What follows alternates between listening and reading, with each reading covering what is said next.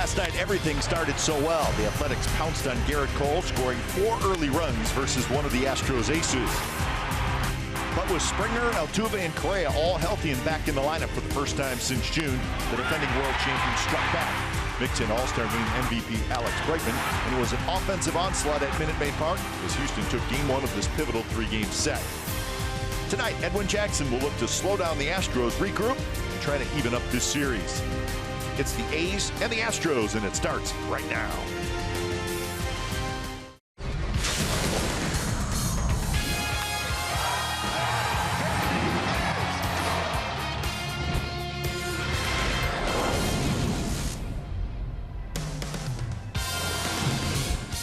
Well, more pennant race baseball tonight from Houston. There's the AL West standings. The A's now trailing the first-place Astros by 2.5 games in that AL West. It is Game 2 of the series.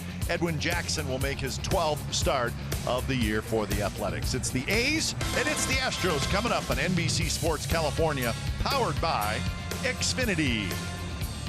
Hi again, everybody. Welcome to Oakland A's Baseball. Along with Ray Fosse, I'm Glenn Kuiper. Kind of a treat in the series. We are seeing two of the best young third basemen in all of baseball, and both these guys are red hot. Alex Bregman, and let's start with Matt Chapman. Ray, he's 25 years old, and I think you said it best. He is a five-tool player. Five-tool. We get a chance to watch this young man every game, and that makes it special for us because he can play defense. There's a part of the five-tool. Great strong arm, another part of that. His offense, off the charts. A big home run last night into the Crawford boxes. Everything that he does on the field is spectacular. His range is the best that I've ever seen. Goes in the tarp at the Coliseum. He cuts in front of Marcus Semien. He can drive a ball down the line. He has the power. And oh, by the way, this is just his first full year of Major League Baseball. He's going to probably win the Gold Glove. He should, but I think there's somebody else on the other side. Maybe they think he also is.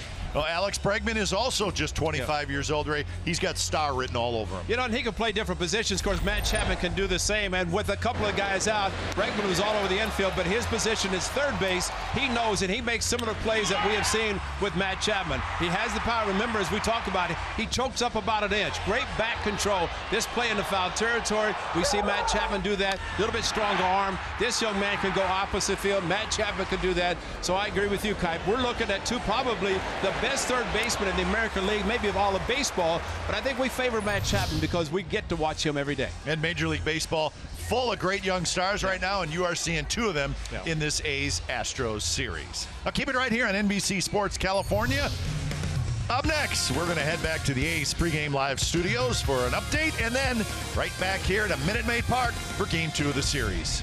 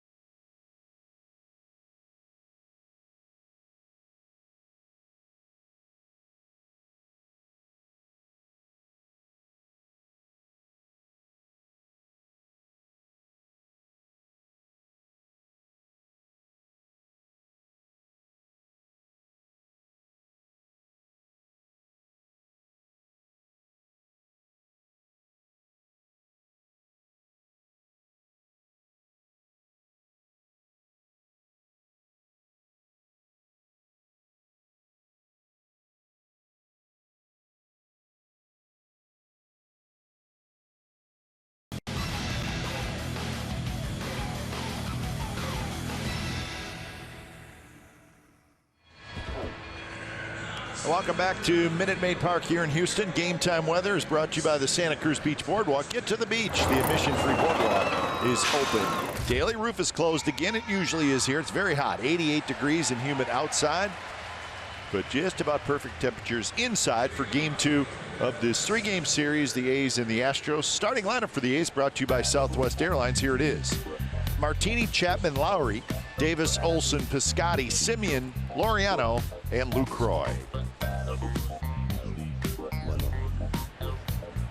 So Charlie Morton, big right-hander, is ready, and he delivers the first pitch of the game, and it's lofted toward left center field. Springer backs up, 1 pitch, 1 out. Charlie Morton started against the Athletics on August the 17th, same game that Edwin Jackson pitched, so a rematch of the Friday night at the Coliseum. Charlie Morton retired the first 9 batters before he walked Martini to lead off the 4th inning, left with a lead, but that was the game that the A's scored a run in the 9th to tie it.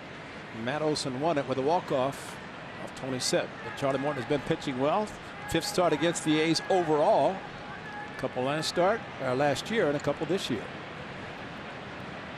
Here's Matt Chapman, and the first pitch is in for a strike, 94 miles an hour. Umpires tonight, that's Jordan Baker. Mark Wegner is at first base. He is the crew chief.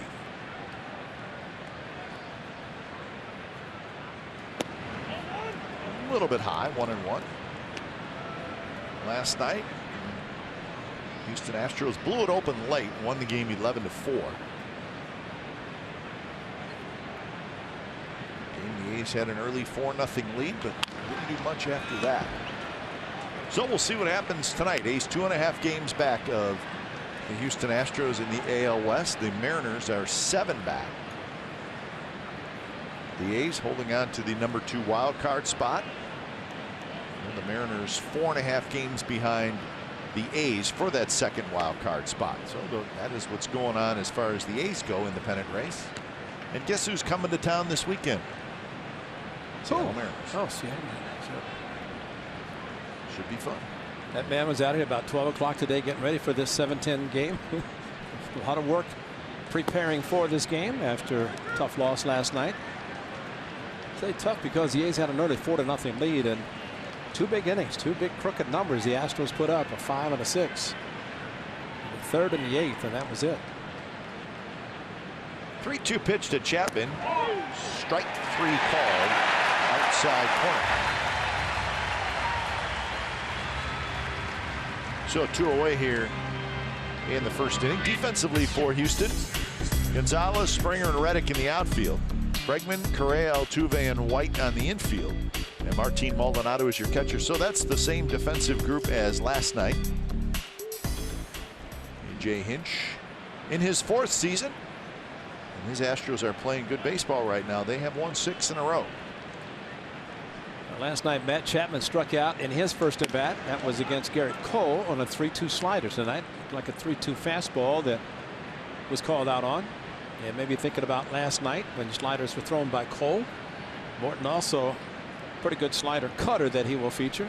It's Garrett Cole, the winning pitcher last night after just 6 innings. In fact, one thing about the Astros and A.J. Hinch, the manager, Garrett Cole last night, he went 6 innings, but he only threw 96 pitches. And in Morton's game back on the 17th, he went 5 innings and threw 86 pitches. Well, I wonder if the Astros have said, I don't know, it's a possibility. Maybe are they trying to do their best to keep their main guys fresh for the postseason? It's possible. That's a great point. I think that's exactly what's happening because, you know, Garrett Cole last night, he was throwing 95, 98 in the 6th inning. So I think that's a great point, Kite, because they feel, the Astros feel, their manager, Brent Strom, the pitching coach, probably feel they're going to be pitching in postseason. And if they can minimize the number of pitches and innings and let their bullpen do the job, then maybe doing that. This is Garrett Cole last night, and he made 5 starts against the Athletics this year. Great fastball, mid to upper 90s. Struck out. Those are the first 2 batters last night with strikeouts. Then he got Olson with a high fastball, another high fastball, Martini. Slider to Simeon, breaking ball backdoor. I mean, he was using primarily, and once he got the 5-4 lead, a different story, different type of pitcher than the 2 home runs he gave up on pitches to Semien, a fastball and a hanging slider to Matt Chapman. But, you know, that's a great point, guy, because, you know, not many clubs would be thinking, well, you know, let's go for it, but they may be doing exactly that, just trying to hang on. And it's Justin Verlander, who was acquired right at the deadline of August 31st last year, made him eligible for postseason. Of course, full year for the Astros this year. Count stays 2-2 to Jed Lowry. You know, with the starters they have, and you lose one, well, in postseason, you're only going to use 3 anyway. And if McCullers, when he does come back, he'd probably would go to the bullpen.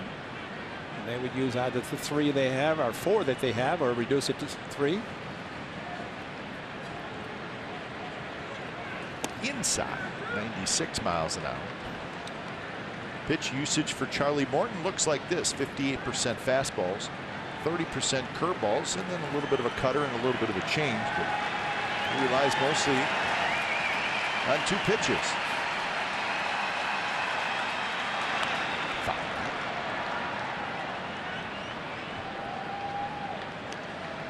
Charlie Morton, 13-3 on the year. Well, he has come out of nowhere. Great season last year, 2-year contract he signed. And talking to one scout, they felt that if he doesn't sign another contract or stay with the Astros, that he's just going to hang him up. But he seems to be a family man, and maybe he figures with his child being born in November that he is going to decide to hang him up. But obviously, the way he has pitched for the Astros, I would think they would want him back. Chris Davis. This is what happened last year in this ballpark. Chris Davis against Charlie Morton. There's one.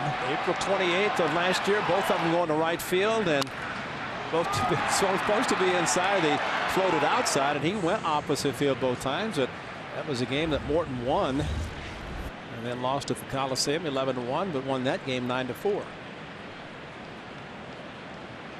So here is Chris Davis. That's where they were trying to pitch him last year, inside. The thing about Chris Davis, and we have seen it to the tune of 40+ the last 2 years, 39 this year. That's definitely a swing that he did not commit on. But you pitch him inside and you make a mistake, he can take the fastball inside and hit it out to right field just by the way he swings the bat. Shallow center. Springer coming in. Springer dives and he caught. Springer playing pretty deep. He had to come a long ways. Made the catch. Side, retired. So the A's get a base runner, nothing else in the top of the first.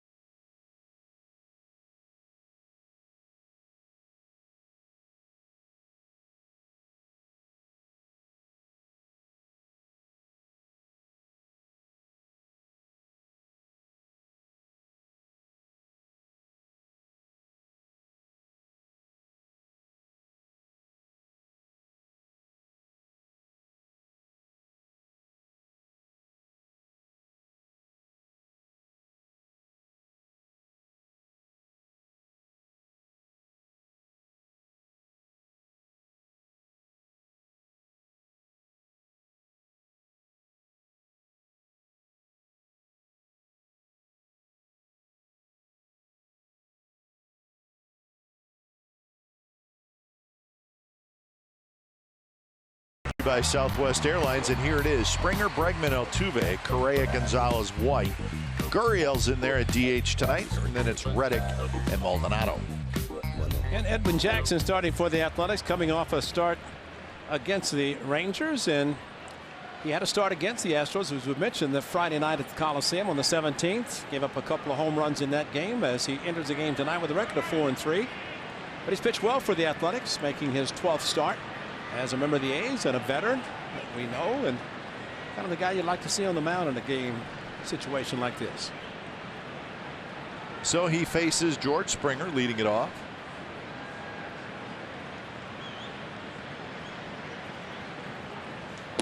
Fastball for a strike. Springer hitting .249 with 19 home runs, 60 RBIs, and 1 for 3 last night with an RBI. Astros had 11 runs and 16 hits last night. They also received 5 walks. So they had a whole bunch of base runners.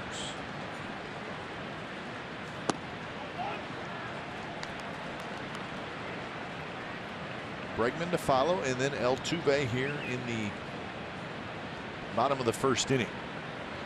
See what Jonathan Lucroy see with nobody on base. He's going through the outside signs, the inside signs. One could be a decoy, one could be a set of signs. These are trying to change them up as much as possible. And you see that a lot on the road, but especially here. But a lot of times they go to mask, chest protector, shin guards, and then signs with the fingers. See, he's going there. That could be signs there. This could be signs. But the main thing is just trying to change up something to detract that maybe they feel what's been happening. Something's up. Yep. I mean, you don't see a catcher using that many signs with nobody on base.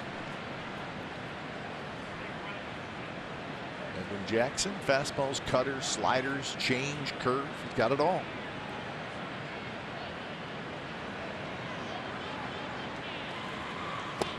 Mighty swing by George Springer, and strikes out.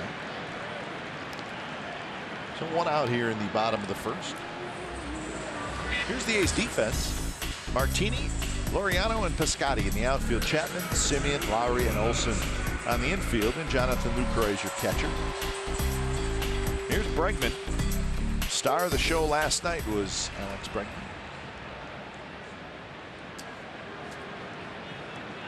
Bregman 289, 25 home runs, 83 RBIs, and you got to throw in the 41 doubles. Well, he's probably as big a leader on this club as anybody. Absolutely. On this team, and to your point last night about staying healthy.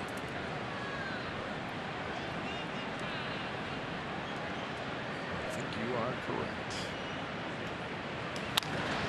Bounces this one to Marcus Simeon. And that's 2 outs.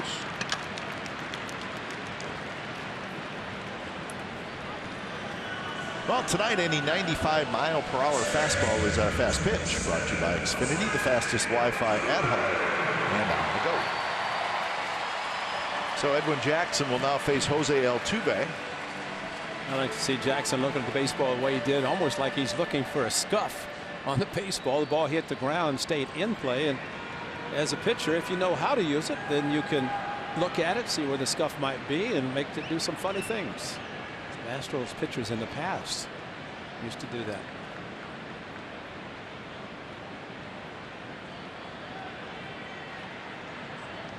Altuve.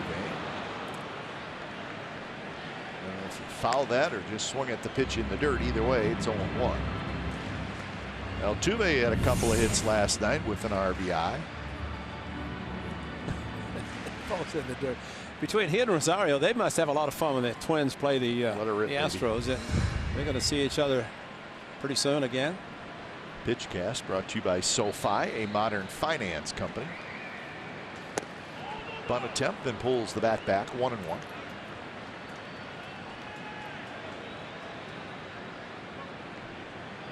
Again, anytime you see a defense kind of straight up the way the A's are playing Altuve, it's indication that he sprays the ball, uses the whole field, and as a result, you play everybody pretty much in the normal positions.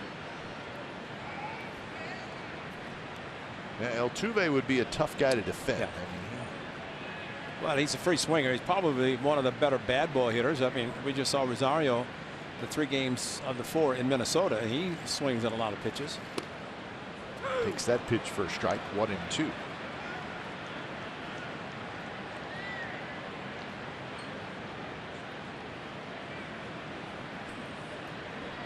.332 average.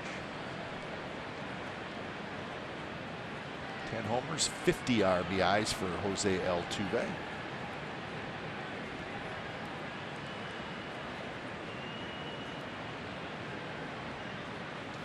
Swing and a miss. He struck him out. Good first inning for Edwin Jackson. 3 up, 3 down with a pair of strikeouts.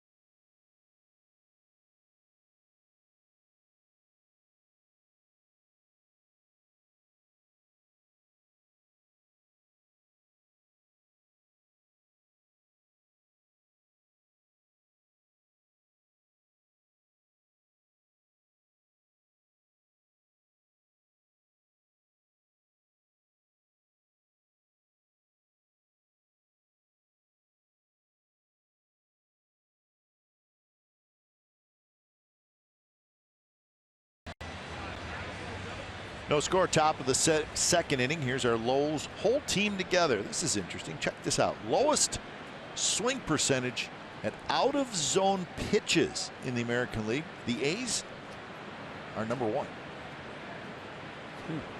That's pretty good. Says a lot, I think, so they don't chase out of the zone. They do it the least amount of any team in the American League. So you got to come in. They make you come in, and then they do damage. And you know, we talk, and actually what Springer did last night against Lou Trevino after 0-2, actually he saw 6 cut fastballs, 4 he didn't chase. So you could put Springer in that category last night, but the A's have done a remarkable job fouling off tough pitches that are in the zone, and then ones that are out of zone they don't take. And that is a great combination, great formula. Get the pitch count up for the pitcher. So the sabermetrics, we're starting to see how the A's are doing this. They don't hit. They hit the fewest ground balls in the American League. They don't chase pitches. Fewest chase number that we just showed you on pitches out of the strike zone as Olsen strikes out. And all those numbers are interesting. They hit a lot of fly balls. They hit a lot of home runs. Well, a good curveball from Charlie Morton, the back door. That's how far outside he started. Ended up in the middle of the strike zone, and that was not a chase. That was just a good pitcher's pitch. If it bounced, that's chase. Altuve hit a chase pitch, or fouled the ball that bounced. Actually didn't foul it. It was off the catcher's mitt. So 1 out for Piscotty. Piscotty, his average sitting at .260 with 18 home runs. 35 doubles for Piscotty to go with those 18 jacks. Slowly hit. Bregman scoops, throws in time. 2-1. The ball got in the hands of Stephen Piscotty, and Bregman, as we showed in our open, and play outstanding defense. This time charges the ball, catches it, uses both hands, and makes a strong throw, which he has a very strong arm. Came up as a shortstop. Of course, Correa is going to stay there for a long time. Bregman on the left side. So 2 guys with shortstop power arms.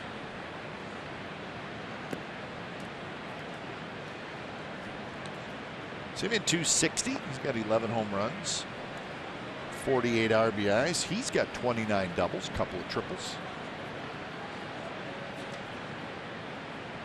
He was homered in his first at bat last night.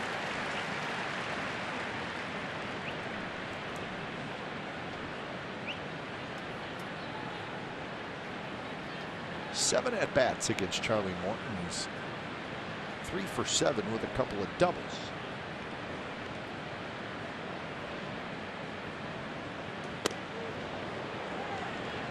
This was a long one last night. Got the A's on the board 2-0 with a loud off the bat home run, and of course with a 43,000 people on hand and nobody cheering except those fans down behind the dugout, green and gold.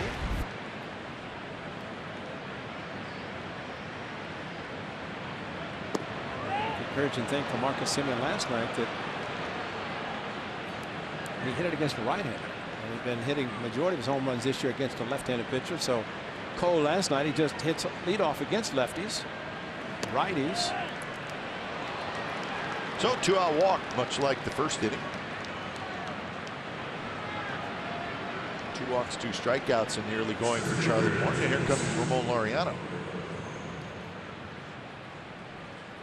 He had a tough night last night, but when you're young and you come up and you bang your head into the third baseman's knee and then you slip in the outfield, and I thought the outfield play where he hyperextended his knee, but he said the grass was very slippery, kind of wet, and that's how he ended up slipping the way he did.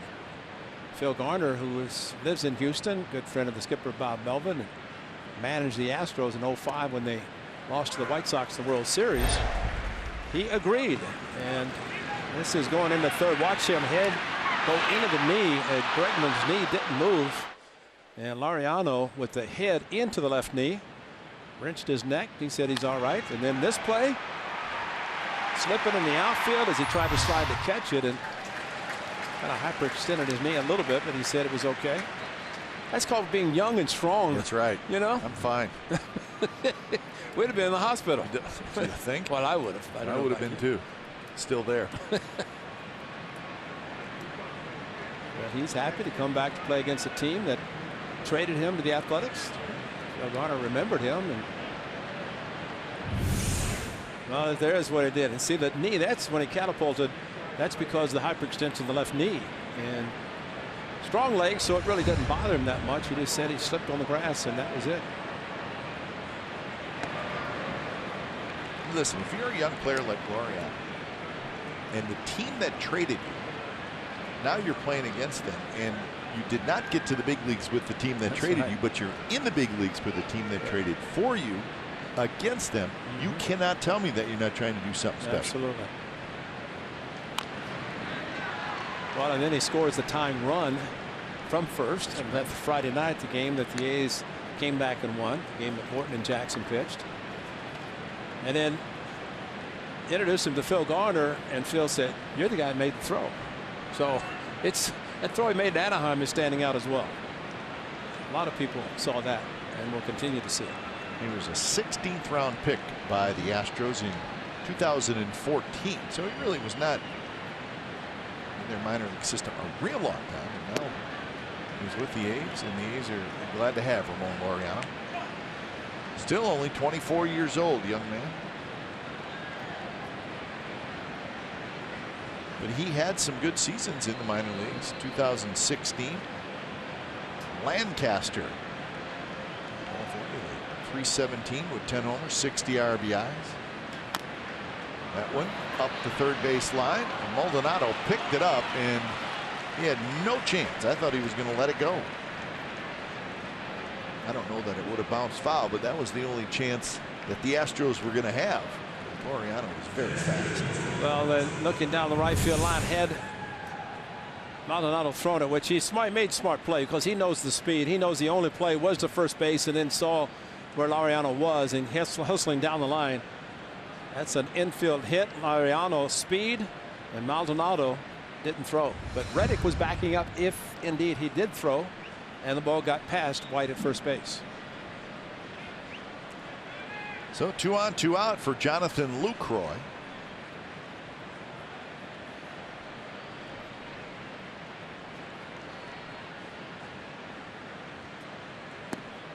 Lucroy hitting .248 with 3 home runs and 45 runs batted in. Well, after the game, A's lost the first game in Minnesota. Jonathan Lucroy had the 3 hits, including the hit that put the A's ahead. The base hit to right field.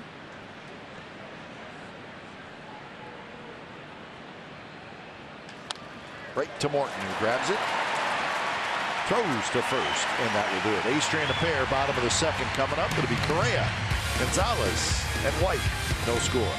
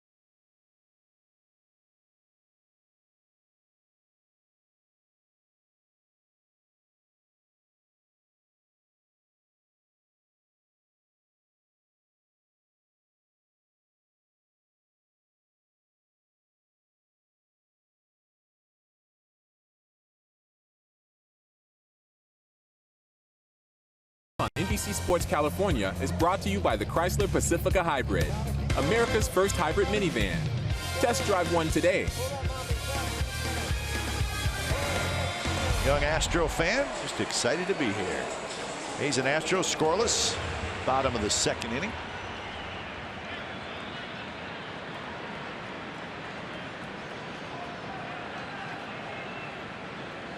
So to be Carlos Correa to lead things off.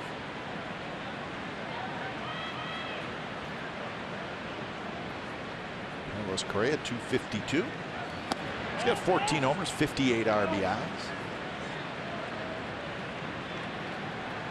Missed quite a bit of time, 36 games.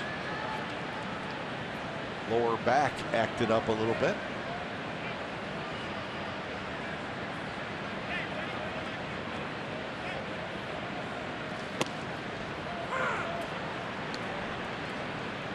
Gonzalez to follow, and then Tyler White.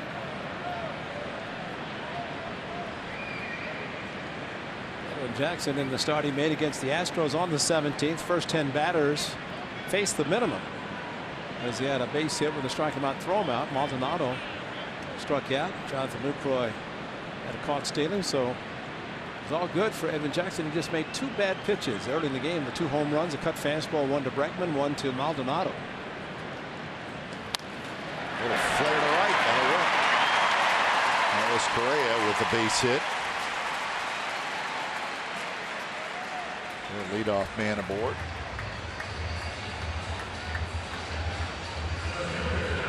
Slider improvement. Check this out. Slider strikeout percentage has gone up each month. The slider in the zone percentage has gone down. So Edwin Jackson getting strikeouts with the slider, but keeping it out of the strike zone. So he's getting guys to chase. Something the A's don't do. So maybe the Astros or teams that he is facing do chase a little bit, because that's the best kind. And more of a slider versus the cutter. And the cutter is a pitch that he made the mistake, a pitch for him that he's starting to use a little bit more. He may not use it as much, considering he left them up the two batters I mentioned. Gonzalez 254. Another solid season for Marwin Gonzalez. 3 hits last night and an RBI.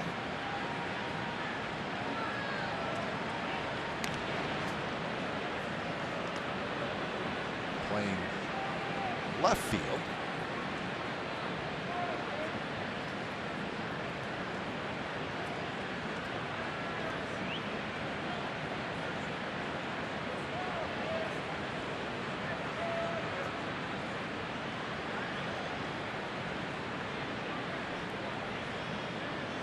Not a real big lead. It just pops out the glove of Lucroy, and Correa is going to get to second. Jackson just didn't follow through, didn't finish the pitch, and left it outside, and just a little bit too far. Lucroy probably thinks he should have caught it, and probably more times than not he would, had the glove turned properly. Just off the glove.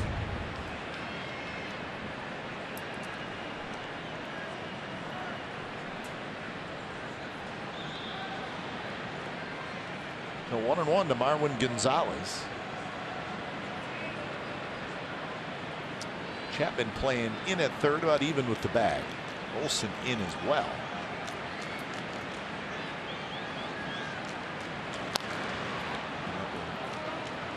Rolled foul. It looked like, at least the swing type by Gonzalez, that he's very, very much trying to pull the ball. Exactly right. Which would be the right baseball thing to do. Absolutely, and that's and you know, just thinking about, you know, the mistake, and that's is where they're trying to play the small ball and advance the runner to third, less than 2 outs.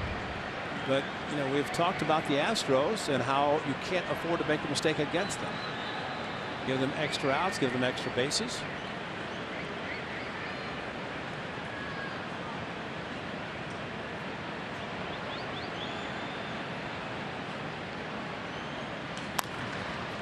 And that one is going to be a fair ball, so Gonzalez got done what he was trying to do. He gets Correa over to third with 1 out. You know, with the very hot White in the on-deck circle now at the plate, Gonzalez probably thinking exactly that. I need to get him over somehow, some way, and try to plate this run. And with the double play taken out, changes everything in his approach, and he did exactly what he should do. Look at those numbers for Tyler White. 306, 9 homers, 23 RBIs. On base percentage, slugging percentage, both very high. And the key for him was to not have something in his eye.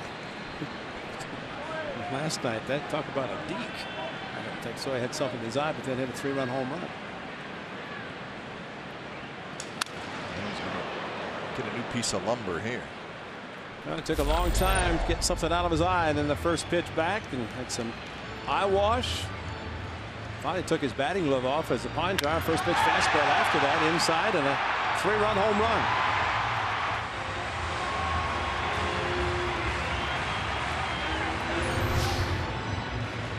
White has made an impact. This is his 38th game with the Astros. Last 15 games, 364. So AJ Hinch says, you know what, I'm going to run you out. That's right, big fella. And he's got Gurriel as a DH. He is in the on-deck circle. Also a very good run producer.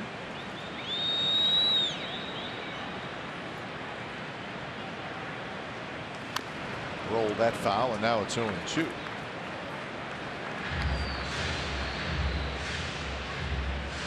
And a strikeout is what Jackson's looking for. And if he get it, it would be outstanding. Trevino did it last night as Gurriel waits in the on-deck circle, and Trevino struck out Maldonado with the runner at third. Jackson, not a big strikeout pitcher. That most he's had in any start this year has been 6.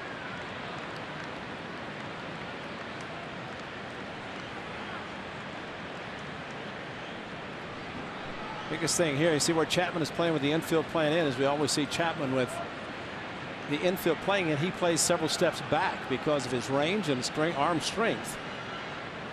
And see where Chappie's playing versus Semien, and he's playing normal position at third.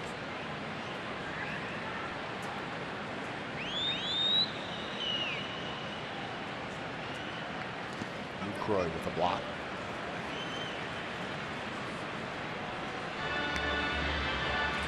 Jonathan Lucroy does this very well. That's blocking balls in the dirt. Just kind of smothers it a little bit, keeping in front of him, hoping for a chase swing by White. But when you're hot, you don't swing at bad pitches like that.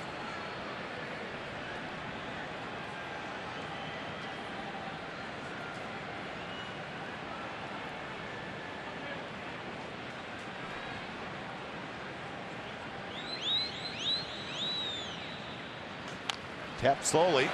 Chapman is going to have to go to first. He'll get the out there. Correa running on contact will come in to score, and the Astros lead 1-0. And you know, you might say if Chapman's playing even with the bag, the fact that Correa was going on contact, it wouldn't have made any difference. That was the one type of play with the infield in you're hoping would not occur, and that is a topped ball. And that's what White did. Ball was up exactly where Lucroy wanted it. He topped it. And watch coming down the line, as soon as contact was made, especially with the ball on the ground, Correa was off and running. And maybe by Chapman playing where he was, he got the sure out at first instead of maybe attempting to get Correa at the plate. There's probably no chance to do it. So White gets his 24th RBI. Here's Yuli Gurriel, who's DHing tonight. Last night, Evan Gattis was the DH. Gurriel, 283. He's got 8 homers and 64 runs back. He's got 29 doubles. More action for Chapman. Chapman fires it across to get Gurriel's side. Retired. 1 run for the Astros. 3rd inning coming up. 1-0 Houston.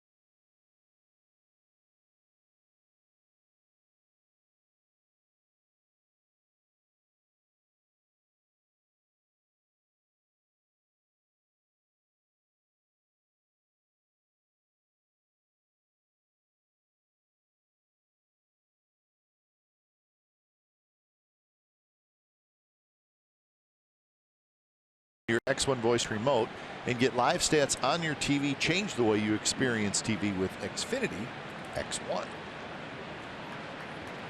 Top of the 3rd, Astros with a 1-0 lead. The A's will have the top of their order against Charlie Morton. Something has changed for Charlie Morton since he put this Astros uniform on. That's right. This is his 10th year in the big leagues. His career record is 73-81. Well, actually, the Astros took a chance last year, and it's been a good chance for them. His record with the Astros, 27-10. He's had pretty good stuff in his years with the Pirates. But something that jumps out is how he has handled left-handed hitters. This year, lefties have hit .214 against him. Last year, they hit .175.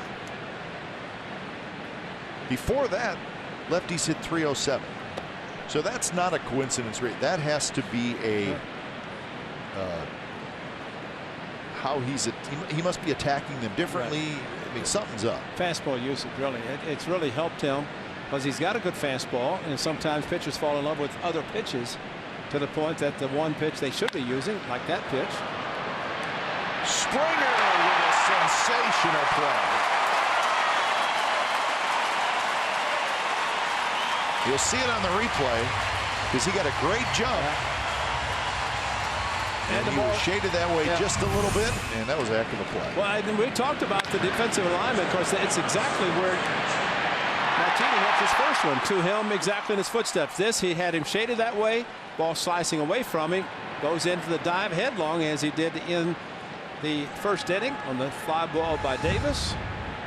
But the defensive alignment, we kind of joked because Martini hit the ball to right center when the A's were here in July and almost had an inside the park home run. But in this series, and especially tonight, Martini has hit the ball exactly where Springer's been playing.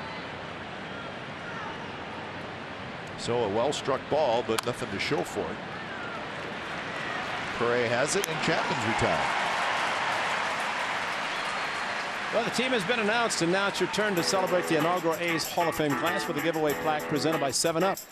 As part of the celebrations planned for Wednesday, September the 5th, you can get your piece of history by grabbing tickets at athletics.com/pinstripe. For 15,000 fans, get this giveaway. Don't miss out on history by grabbing your tickets at athletics.com/pinstripes today. Pinstripes would be the New York Yankees, but that is a big inaugural class, the first of what we hope every year to be a great class of Hall of Famers going into the A's Hall of Fame.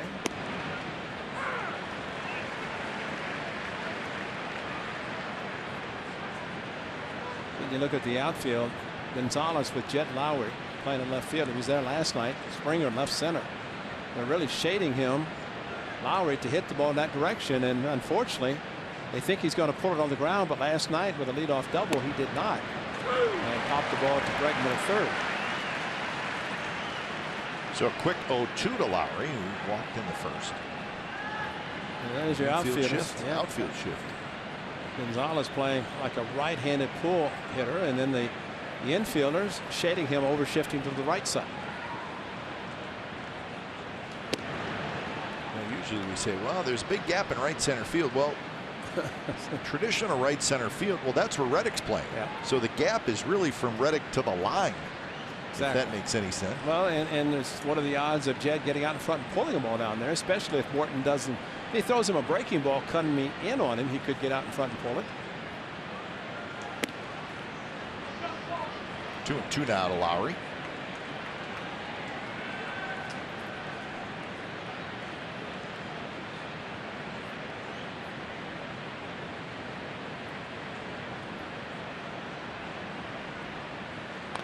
It was a breaking ball. He's thrown Lowry quite a few breaking balls in his first two at bats.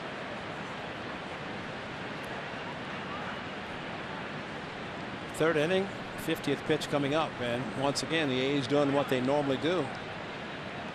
18-19 the first two innings, and here we are in this inning getting the pitch count.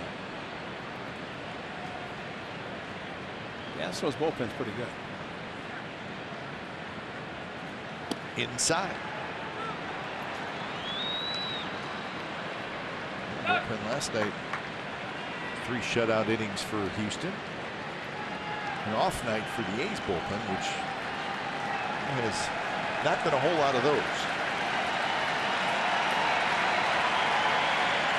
And he missed inside, so Morton just kept trying to get that inside strike, couldn't do it, and Lowry walks for the second time. I think every time Jed Lowry can get on base with Chris Davis up, and of course he hit his 39th home run in Minneapolis, but he's been kind of a drought since then. But one swing of the bat could change everything, and I think that's why Jed wants to get on base in front of him. Exactly why Marwin Gonzalez tried to move Correa to third base after the pass ball, which he did, and they played to the run. And that one spins Davis back, and it hit him.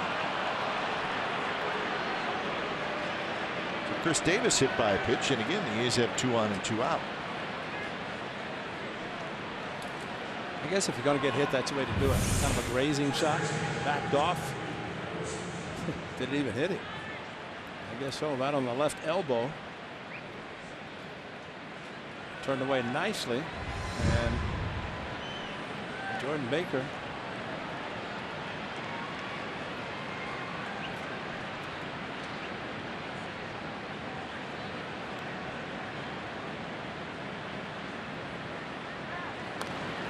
Fouled at the plate.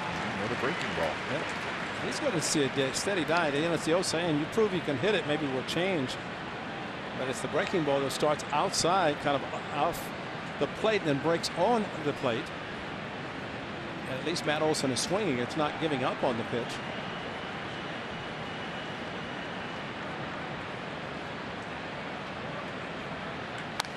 And that one's hit to right. And that baby is gone.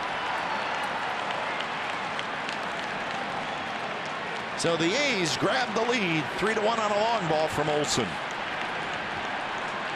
And that's how you hit a breaking ball.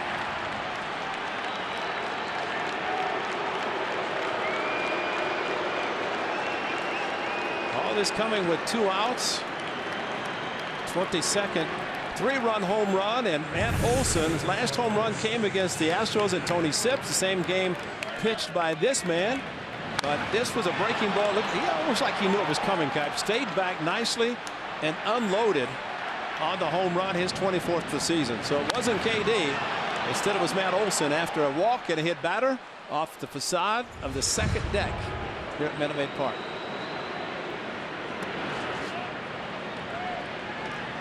So number 24 for Olson. He now has 64 RBIs. Second most extra base hits in all of baseball, the Oakland A's. Lots of doubles and lots of home runs. Matt Olson. There it goes. And he knew it. Everybody knew it. Place got very quiet. So a 2 out after a walk and a hit batter. And Matt Olson. It's a big home run.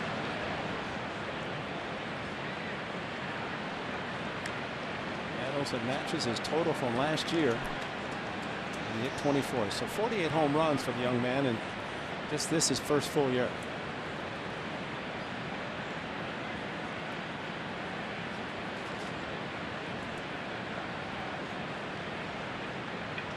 Scotty hits it hard, but right to Altuve. And that'll do it for the A's. Matt Olson with a big hit. The A's needed it. A 3-run shot here in the top of the 3rd inning. So as we head to the bottom of the 3rd, the A's now lead it 3-1.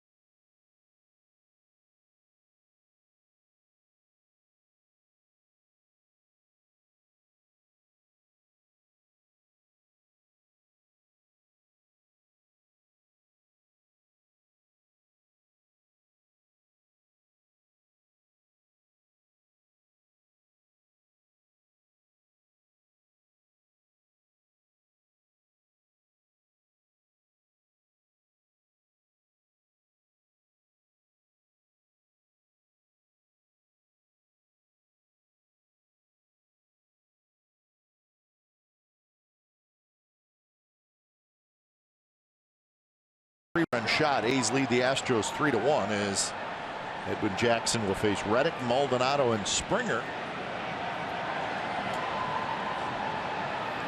So the A's, the task to hold the lead against the Astros. They could not do it last night. See if they can do it tonight.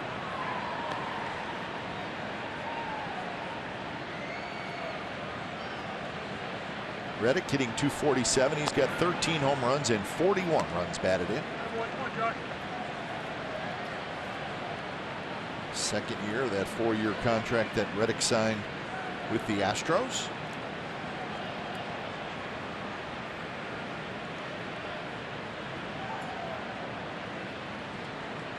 Last year he hit .314 with 13 home runs and 82 runs batted in with 34 doubles. So he really had a very nice first season with the Astros. He's got a little hardware as well, which is a good thing.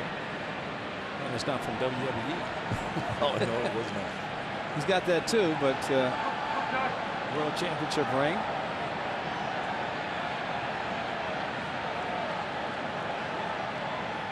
To a pitch to Reddick.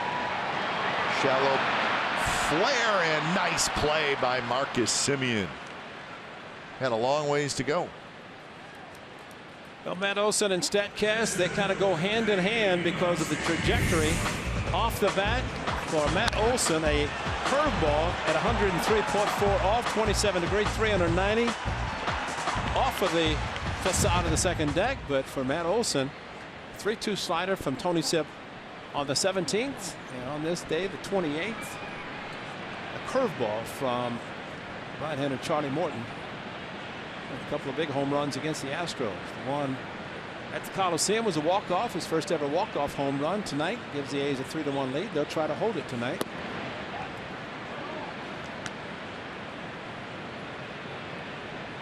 Martin Maldonado is the hitter.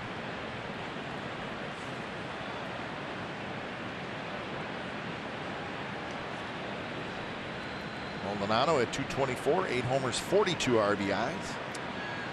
I mentioned he had a cut fastball off of Edwin Jackson at the Coliseum for a home run.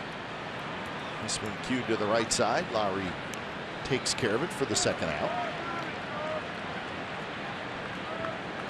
And here's Springer.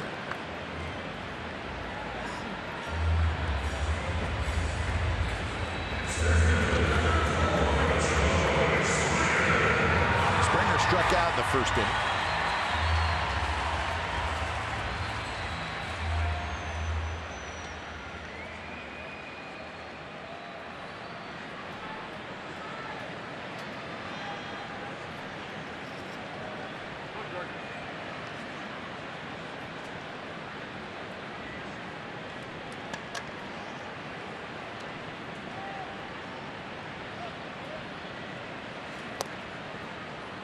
Quite a bit of chatter in the newspaper.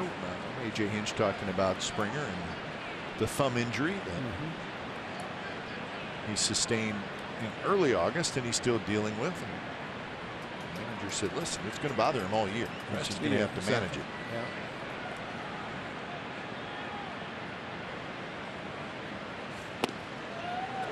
Maybe times where he doesn't hit a ball quite square and it's going to hurt.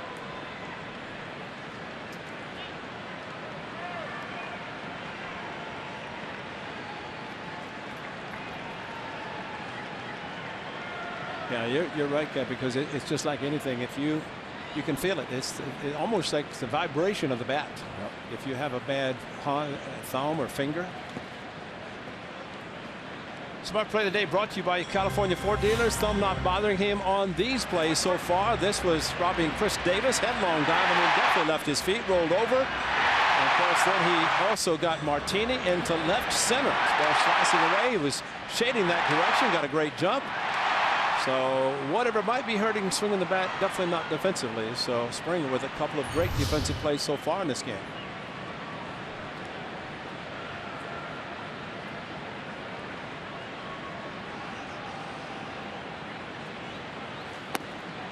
And now 2-2 to Springer. I think the biggest really at bat last night in the 8th inning after the strikeout of Maldonado when Reddick got the gift base hit to left field, ended up at third base with the overthrow. But the cut fastballs that Springer did not chase after falling behind 0-2. Kept going, never once. And then Luke Trevino said it wasn't really a problem. He thought he had a chance to get Bregman, but he got the fastball. And Springer strikes out. Not happy, and that's a good inning for Edwin Jackson. He gets his third strikeout. 3-1 A's after 3.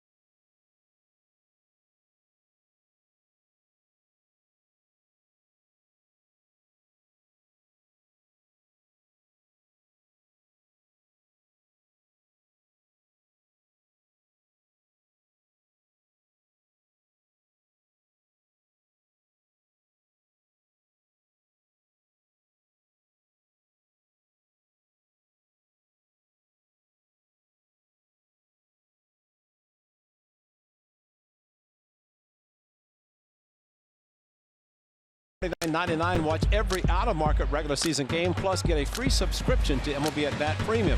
Blackout and other restrictions apply. Visit MLB.tv to take advantage of this special offer. Talk exciting baseball. See it right here. That's the most important thing, right here. So Marcus Semien leading it off. Semien had a 2-out walk in the second inning. So the A's tried a 2-out rally in the second, did not score. They did it again in the third, and they did score. Heads up. Presentable. That's what the Philly fanatic was going to do to you, Ray, when he came to see you in Philadelphia, but we told him not to. Glad that you did. Unless instead he put a hot dog on your head. Well, if it's a Philly cheesesteak, and that's, you know. Right, it was a Philly cheesesteak. But I'm talking about the edible, not that stuff that she's going to spray, you know, just like that young man. If it's like ice cream, which no, I don't think that's edible. I don't think yeah, probably not. Disappointed tonight that the ice cream machine in the press room was messed up. Adam couldn't even get it fixed. Adam, a great stat guy, keeps walking in while we're trying to do our work.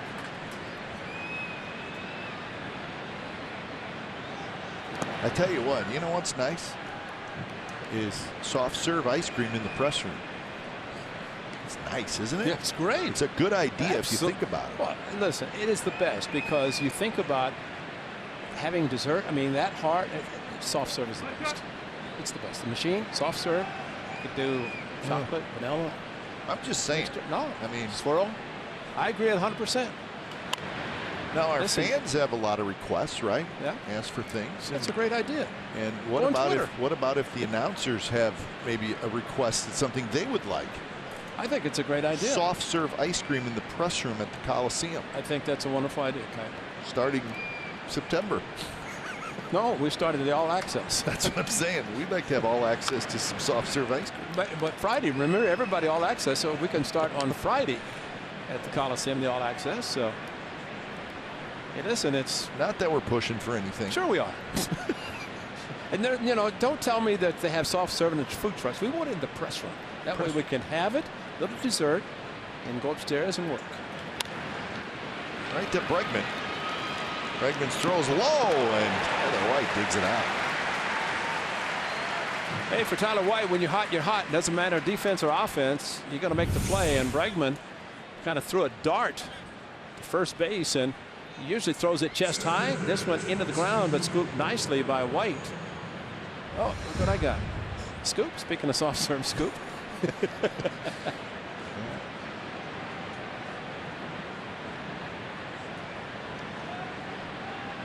Laureano, who had an infield hit in the second inning. Well, I think the biggest thing, and for Edwin Jackson, who's pitched outstanding baseball for 3 innings, Charlie Morton, just basically a mistake. But he's thrown a lot of pitches, 67 pitches. And this is just the second batter in the 4th inning. And I say that because what we have seen from the Astros starters and the pitch counts have been kind of light.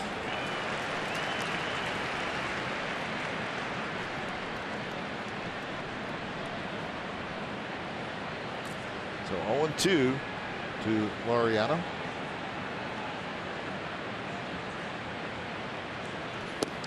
Just a touch outside.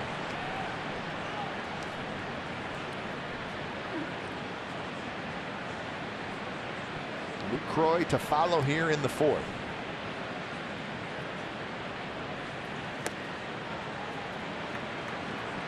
And he's once again, Ray, making a quality pitcher work. And that's the key.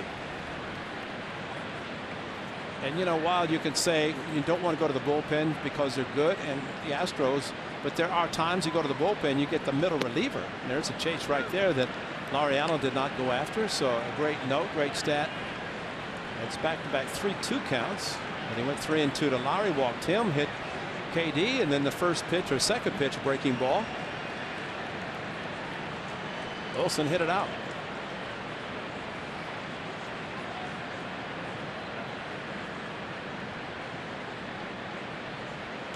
Tap slowly. Bregman, barehand his throw.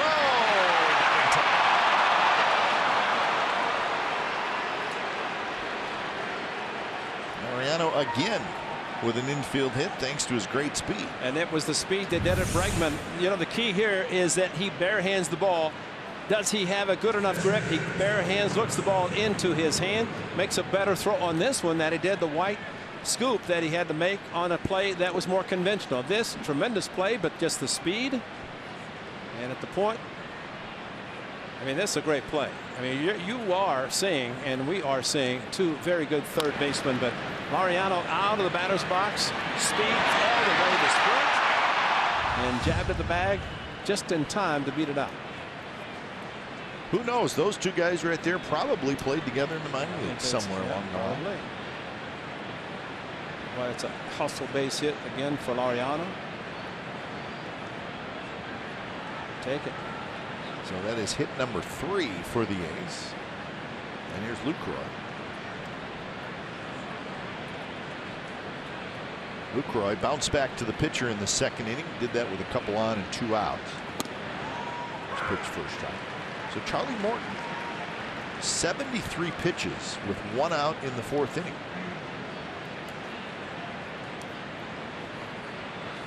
Six 3-ball counts. I got 5 3-2, 1 3-1. So the pitch count adds up when you do that.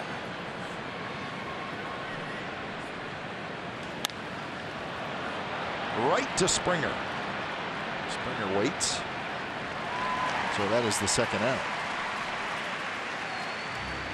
And now here's Nick Martini. Hey, NBC Sports California has compiled the A's top 50 memorable moments in Oakland. Now we want the fans to pick the most memorable moment.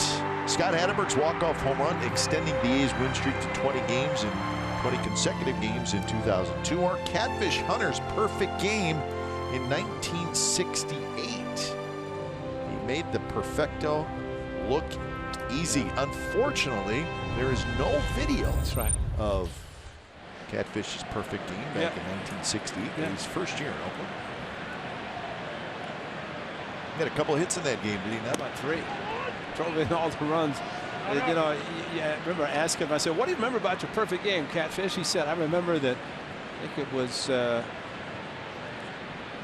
Kennedy, the manager, first manager, but whoever the manager said, hey, Catfish, get out of the batting cage. You're pitching tonight. He said, I'm going to finish my swings. I'm going to take my batting practice. Of course, that's when pitchers hit, and Catfish Laureano goes. Maldonado's throw. Got him. Wow.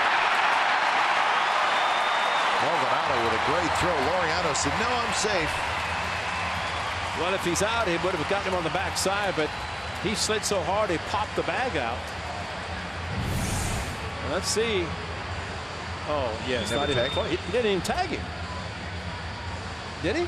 Nope. He didn't tag him. He jumps up. And he doesn't even come close to him. How can you call a man out with that? Because Correa is catching the ball and then jumps over. And that's exactly why I thought maybe he got him on the backside, but Laureano said he didn't even touch me. And I think that's exactly what they're going to say. Well, this will be quick. Should be. Second base umpires, John Tumpane. Yeah. He's on the right. Wegner. Oh yeah, I mean, he's on the left. So he yeah, is safe. Thank you. Yeah, if you don't tag him, no matter where you are, how can you be out? And all Correa was trying to do was avoid having the ball go into center field. Great jump by Laureano, gets into scoring position. Great take by Martini. We'll see if Martini can drive him in. The count 1-1. Martini has a fly ball to center, and then he lined out to center. Springer made that terrific play in left center field.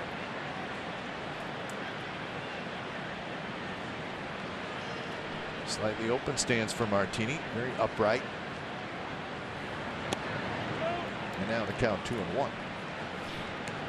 Well, Maldonado made it close, but that really was on Charlie Morton. Great jump in the speed of Laureano, and he had a great time to run with a couple of outs. Gets an infield hit, take a chance with the leadoff hitter, and puts himself in scoring position. A little barbecue with the mitt. Altuve picks it, flips to first, side retired. So the A's get a runner in scoring position, can't get him home, leading 3-1.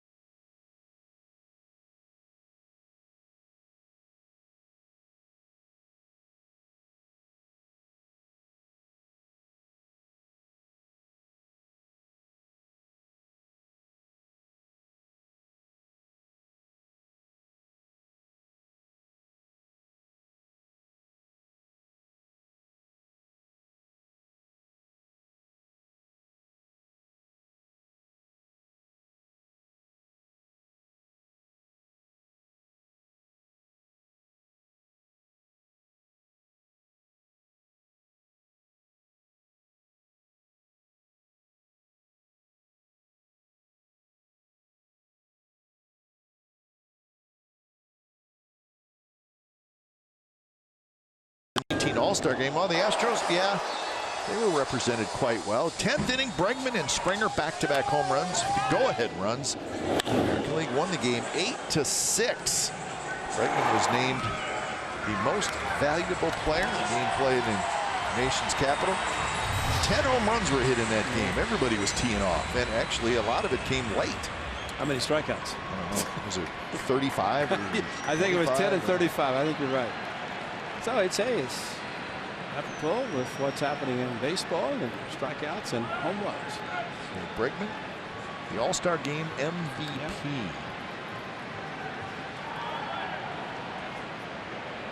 So the Astros, with lots of these young stars, they are going to have to pay them at some point. Not quite yet. They've paid Altuve. He got that giant extension. 5 years, $151 million. So Altuve is taken care of. Well deserved. But as far as Bregman goes, I mean, Bregman, this is just his second full season in the big leagues. He's not going to be a free agent until after 2022. So you don't really have to worry about Alex Bregman. Carlos Correa, a free agent after 2021. Springer, a free agent after 2020. So just a couple years for George Springer, and then the Astros will have to figure out what to do there. So they have some time. No, Dallas Keuchel's a free agent after this year. Right? Dallas Keuchel and Charlie Morton both free agents after this year, as is Marwin Gonzalez.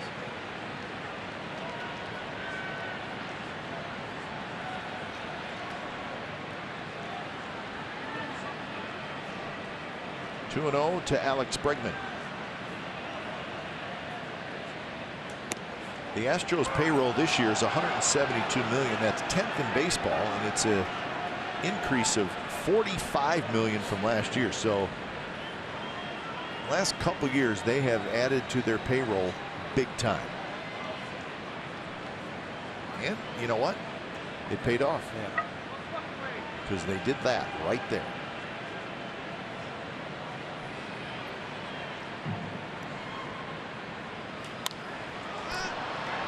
Olsen, maybe.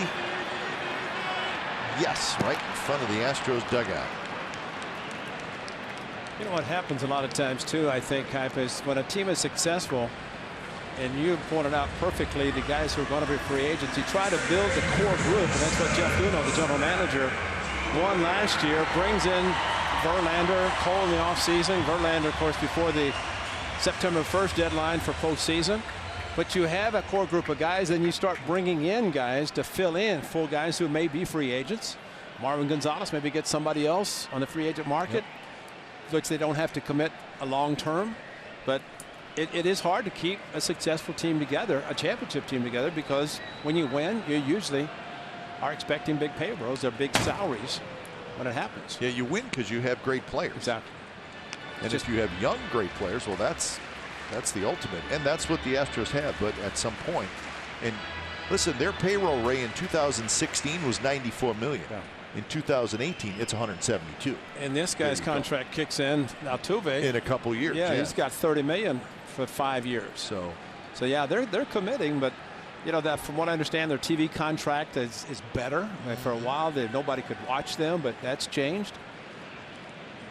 And when you win, you draw people. You have season tickets for usually the next year. So their base this year probably is bigger on winning a championship last year. Remember, they had a devastating hurricane here last year too. That was kind of like Boston. We are strong when they won the championship after the horrible bombing downtown. And the Astros have had 5 straight years of increased attendance, and it'll be 6 after this year. But you know, as we've said, Kai, when you lose as many as they did, I talked to somebody who came on board in 13. They lost over 100 games. But if you get the first draft choices and you draft well, then those players end up being great players. In the case of Correa and Bregman, too, on the left side of the infield, you know that's a staple for your ball club. And then you build around certain guys, Altuve and Gurriel. So they've got a pretty strong infield.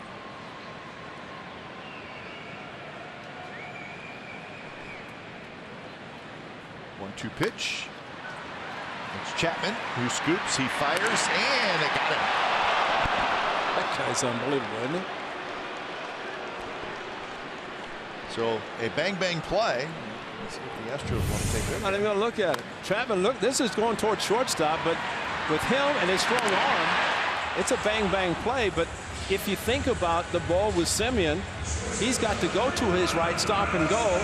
And then with this guy, with Chapman, a strong arm, he cuts in front. His momentum is going towards first and really kind of bobbled the ball as he transferred it, but still threw a bullet to first base. See right there? But he kept going with his momentum and did not hesitate, and with his powerful arm able to continue the play and make it easily. And he better have a trophy room starting to build right now, because he's going to have some hardware. That was a tremendous play. First pitch to Carlos Correa is in the dirt. assists per 9 innings.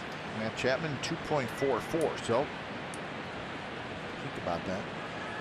You know, there are some who would say guys want to have putouts and assists to help them analytically with the Gold Glove.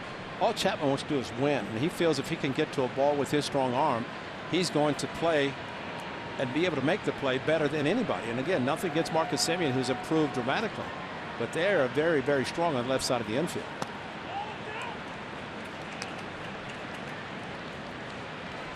Marcus has been outstanding, and I don't think, I mean, he never says anything about Chapman coming in front of him. And those two working together. Matter of fact, Marcus has said it's great having Chapman on the right side of him because he can cover a lot of ground, which we have seen him do pretty consistently. Jed's outstanding at second, of course, Ole at first. I mean, that's an outstanding infield defensively. There should be some Gold Gloves on the infield. Foul back.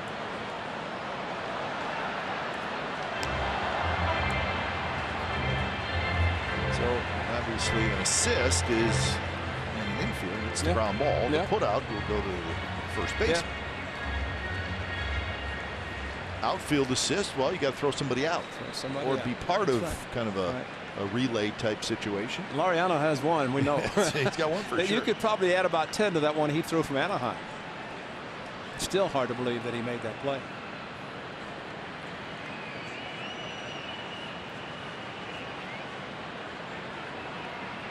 Correa singled and scored in the second inning.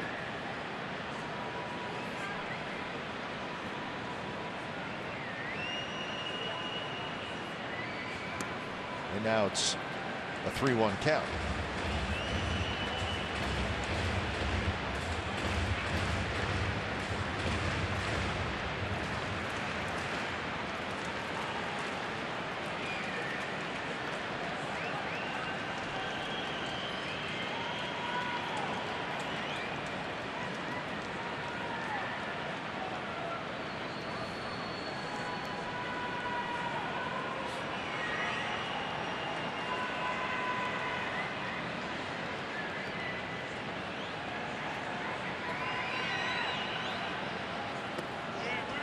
So a 2-out walk to Carlos Correa. And surprisingly, of course, maybe thinking he did not want to give up the run. Got Emerson looking on as he saw his pitcher throw a 3-1 slider cutter, had a big break on it. But this time Correa did not bite at it. So that's the first walk issued by Jackson. He's got 3 strikeouts, 46 pitches, so his pitch count is very good as he faces Marwin Gonzalez.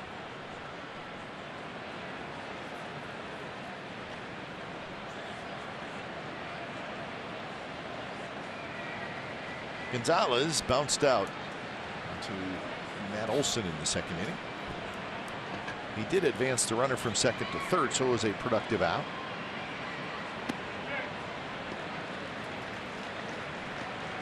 Mariners will be in San Diego to take on the Padres tonight, first of a 2-game series. Felix Hernandez is going to pitch for Seattle. So the M's and the Padres will play tonight. They will have a day game tomorrow, and then Seattle will take a quick flight up north to the Bay Area, where the Mariners and the A's will play a 4-game series starting Thursday night.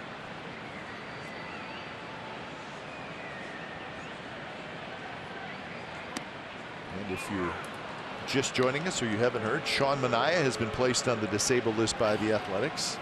Rotator cuff tendonitis. The A's do not know when he will be back. They hope he can be back to pitch toward the end of the year, but they do not know. That was the second opinion, because he went to a second opinion, so that's probably where that came from. But yeah, between shoulder and elbow, neither one are good.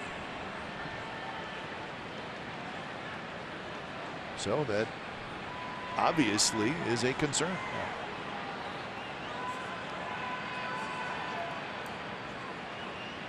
Gonzalez taps it foul, and also Brett Anderson, who struggled last night, he was placed on the disabled list.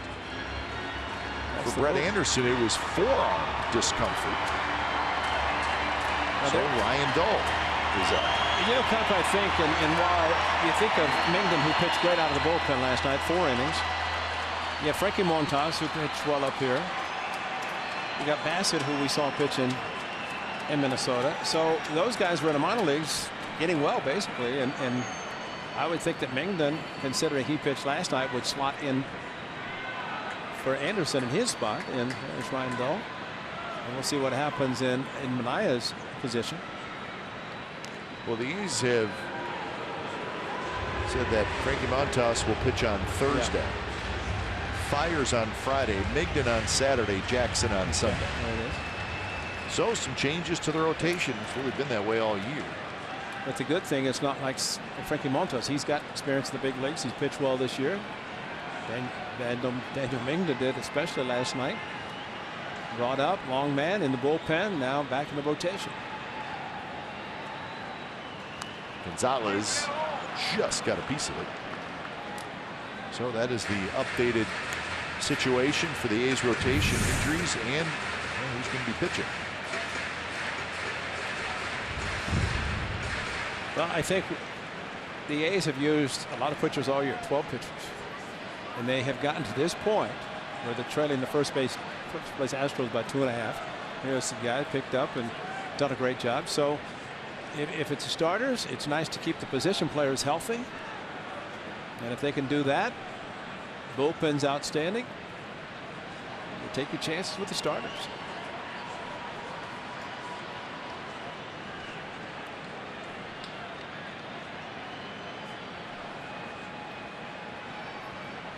So 1-2. Sliced foul into the second level.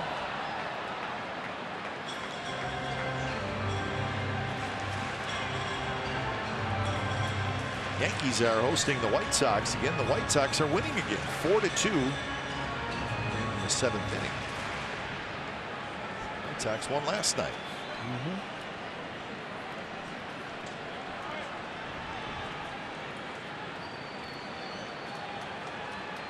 The White Sox, the #1 wild card team, 4.5 games better than the A's right now.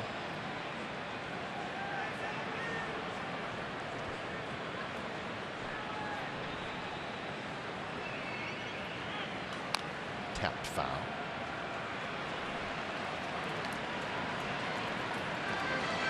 Bottom of the 7th now at Yankee Stadium.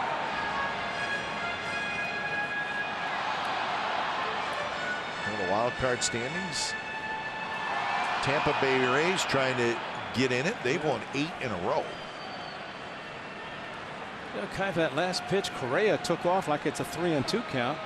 It is obviously it's just 1-2, but he took off and like he was going to steal.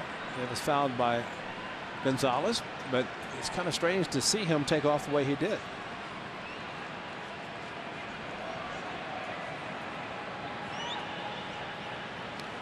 And Gonzalez again just got a piece of it. So good battle here. This is the first batter tonight that Edwin Jackson has had 2 strikes on a hitter. He's fouled off pitches, and Gonzalez has done it 4 times.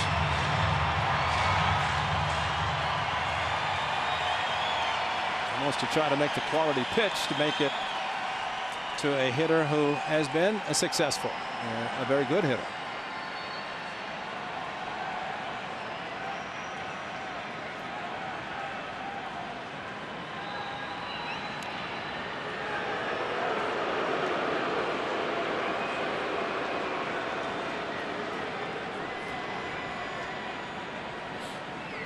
Correa, he can steal a bag if he has to. He's not going to do it a lot. He's got just a couple this year.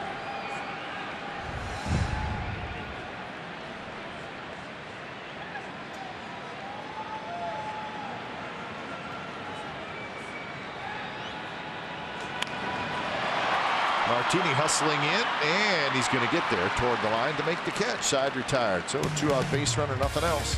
5th inning coming up.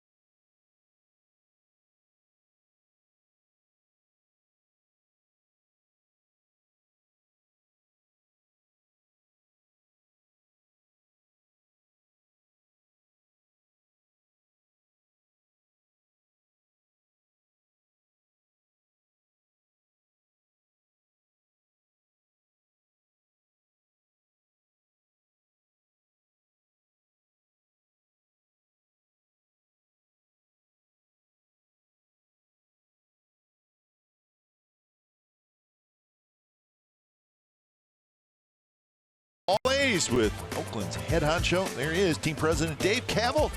Hear about his time working for the White House, his interesting first foray into the baseball world, and all the great ideas that he has come up with as the head honcho of the Oakland A's. Soft serve ice cream. Just saying. So all A's premieres tonight, immediately following A's post-game live right here on NBC Sports California. Chapman skies the first pitch to left field. Now when Gonzalez grabs it for out number 1.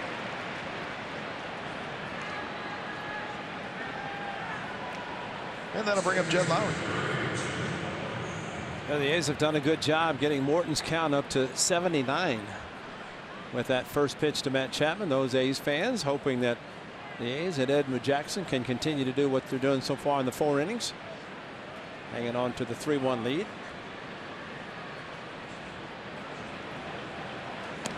Lowry shows bunt, and it's a ball. Lowry with a 2-out walk in the 3rd. Seemed innocent at the time, but it kept the inning going. Davis hit by pitch, Olsen a homer. And that's how the A's got their 3 runs and the 3-1 lead.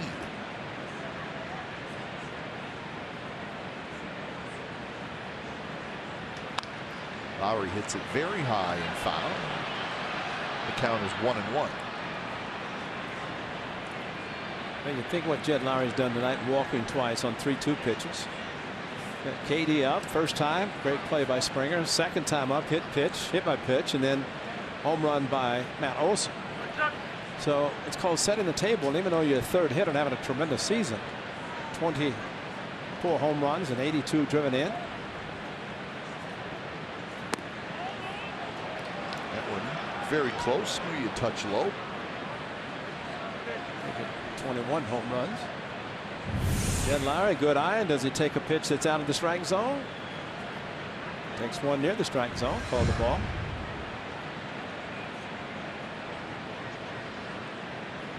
Swing and a miss, and now it's 2-2. Lowry is 3 for 12 in his career against Charlie Morton.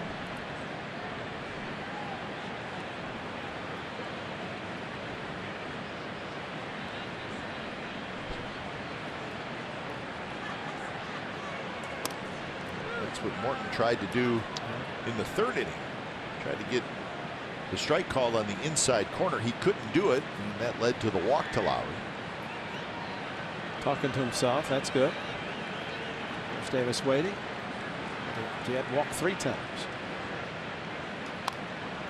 Another foul ball. And you'd have to think, that's one of the pitches we're talking about, that it's in the strike zone. He didn't chase it. But a good pitcher's pitch, but he fouled it off. So he gets another opportunity. And while the A's hitters tonight have not fouled a lot with 2 strikes, they've seen a lot of pitches, a lot of 3-2 counts. And that one misses outside, and he walked him again. You know, that might have been a result of the number of pitches that he has thrown, that he didn't really throw it with a lot of conviction. And it stayed outside. Didn't really break as sharply as we have seen some of the curveballs tonight. So a 1-out base runner for the A's, and here is Chris Davis. So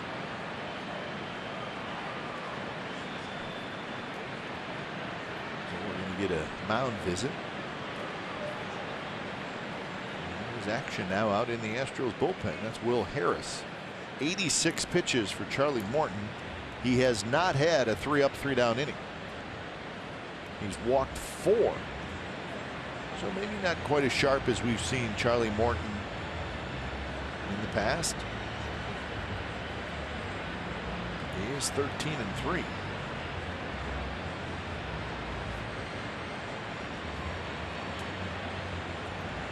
You know, this Will Harris is a good relief pitcher. It's not a back of the bullpen pitcher reliever, but if you think about what teams are doing now, maybe if their starters are not going deep, maybe they'll start acquiring, trying to load up with good bridge relievers to get them to the setup and the closers.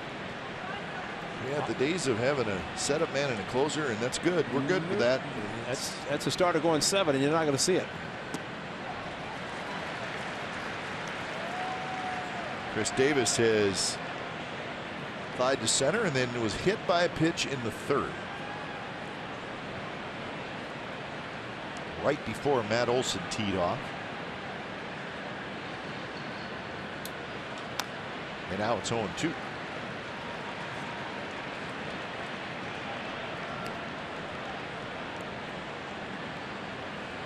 Of course, the Astros did strengthen their bullpen with Presley and Osuna coming over in trades.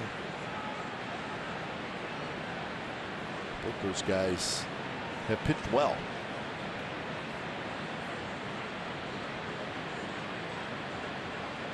Got him. So on 3 pitches, Chris Davis strikes out.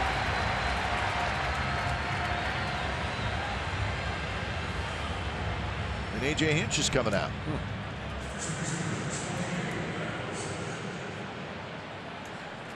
So 89 pitches for Charlie Morton. He strikes out Davis, and that's going to be it. When it's time for change, think Speedy Oil Change and Auto Service, your trusted oil change tune-up and repair experts.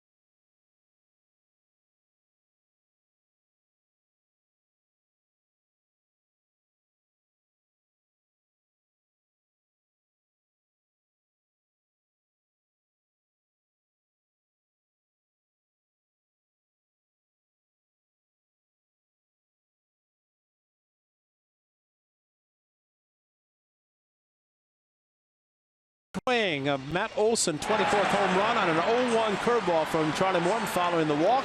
Hit batter and Matt Olson. A little frustrated, popping some balls up this time, though. He got the distance, he got the elevation, and Matt Olson perhaps sitting on a curveball and got it, didn't miss it, and hit a 3-run home run. So it's Will Harris who will face Olson. Veteran right-hander appearing in his 52nd game. First pitch is drilled foul. Well, Olson liked what he saw in the first pitch. Will Harris, 8th appearance against the Athletics this year, had a blown save back on the end of April. But basically 2-pitch pitcher, 3-pitch fastball, and then does throw a cutter and a curveball. And right now, probably AT HOU, Brent Strom wanting some innings out of their middle reliever. He jumps ahead of Olson 0-2.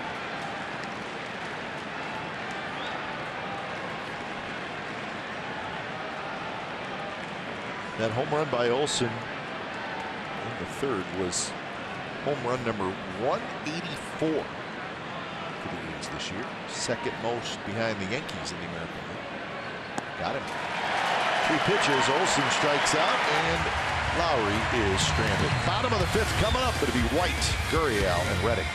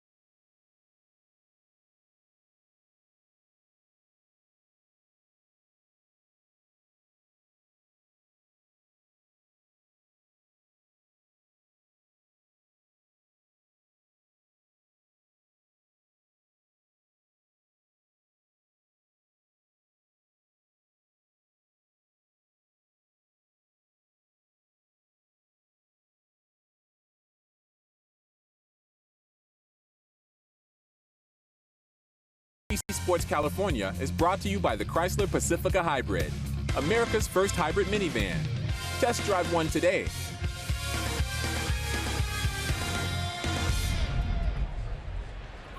All right, there's a good A's fan. Rooted in Oakland, but living in Texas. It's all right. They like the fans coming to Houston or Arlington. Sometimes you like to see them at the same time. Same trip. Tyler White to lead it off, bottom of the 5th inning. And that one is drilled to right center field, and that's going to be a base hit. So on the first pitch of the bottom of the 5th, Tyler White has an RBI single, and he is swinging a hot bat.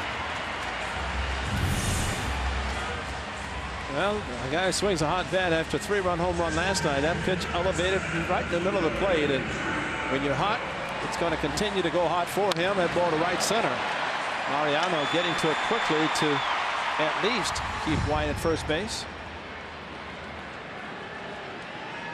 So here's Yuli Gurriel, grounded out in the 2nd inning.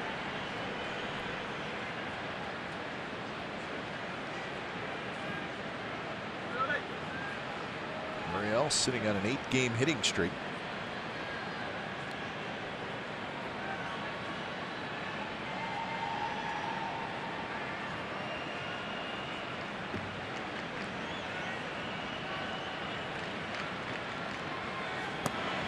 Around on the bunt, kind of jabbed at it. That was called by Big Jordan Baker, one of the tallest umpires in the league. And the pitch clearly outside, and that's the little jab. That's enough. He went after it, brought it back, but Baker saw him, and if he had not, you would think Mark Wegner would have.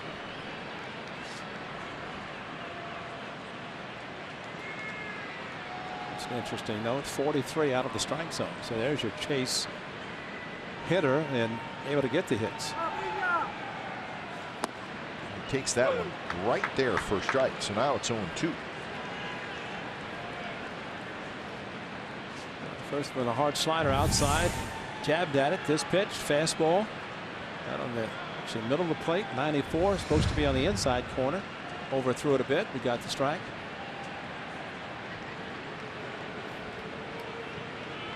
Short lead for White at first.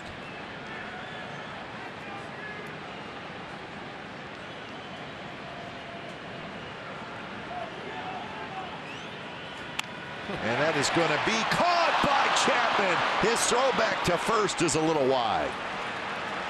Jeez. Wow. You know, if he doesn't catch that, it's a double. But Chapman playing deep, jumps up as Gurriel was jammed.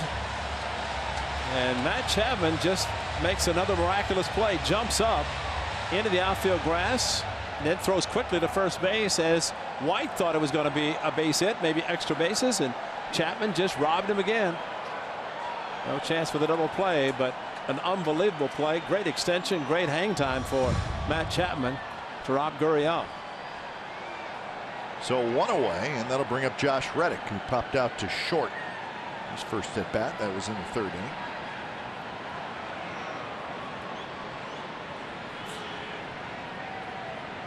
Reddick 1 for 5 now in the series.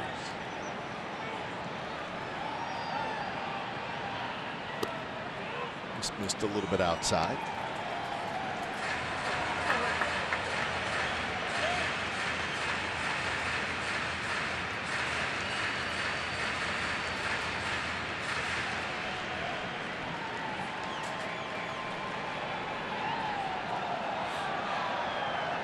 Just 2 hits in the game for the Astros. The A's have 3.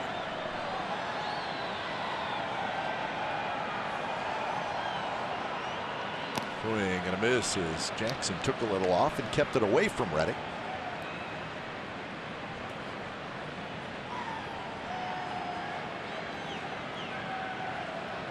60 pitches now for Edwin Jackson. He threw 80 in that last start against the Texas Rangers. That was last Wednesday.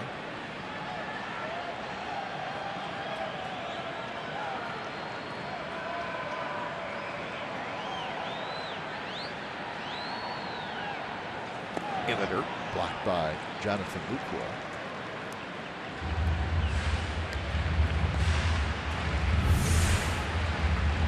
Pitch in the dirt, backhand of the ball, and that's not normally what you see from him, but kind of got caught in between and maybe should have caught it. That's why he backhanded the ball, thought that he could catch it without having to turn the glove around and palm up and try to block it. 2-1 to Reddick. Defense fairly straight up. Simeon shifted over towards second base. Outfield is straight up.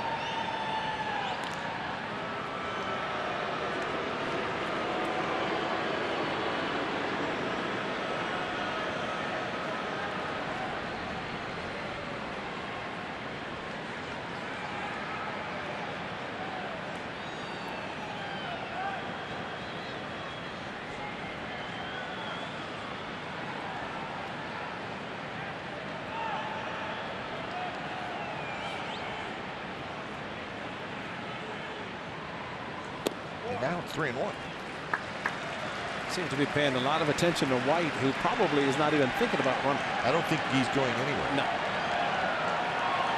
He's either paying attention to him or taking a long time trying to decide what he's going to do. Right now, A's are looking for outs and quality pitches, especially now in 3-1 count.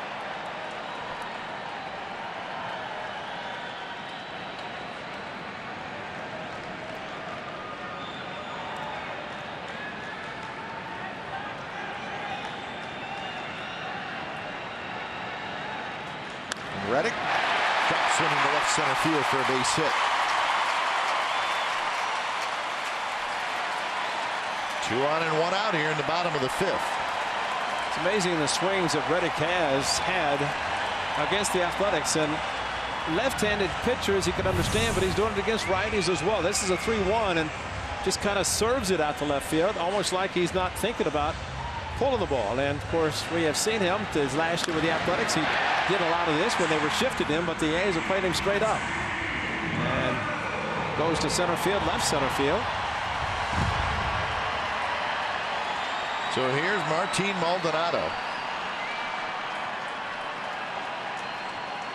This is where you think about what he did, Maldonado did at the Coliseum against Jackson. And if he throws the cut fastball, McCoy caught him in that game as well. So you remember those things and hope right now to get a ball on the ground and turn double play, as he is a candidate for a double play. Yes, indeed. He will hit it hard, and he does not run very well. And the first pitch is a little bit inside. And this was the cut fastball that Maldonado hit at the Coliseum, and you watch this location, and that was the difference. And similar pitch to Bregman. He also hit a so long. The 2 home runs given up, and Reddick had an RBI base hit against Jackson. 3 runs in the game, and Jackson gave up 3 solo runs, or runs in 3 different innings. Right now, if they get the hard breaking ball, try to get him to roll over.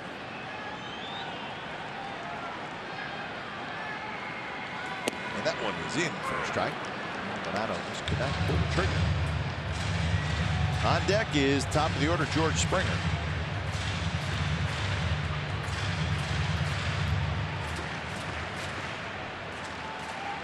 Chapman playing deep at third. Middle infielders squeeze toward the middle.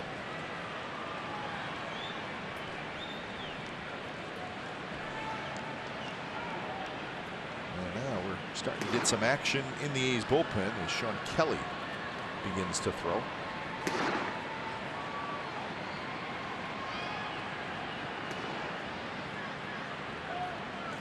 Way inside, almost hit Maldonado.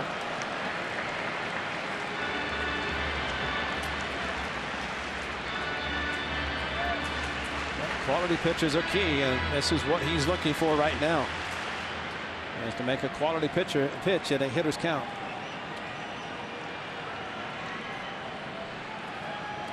He needs it here. Astros putting a little pressure on Jackson here in the 5th.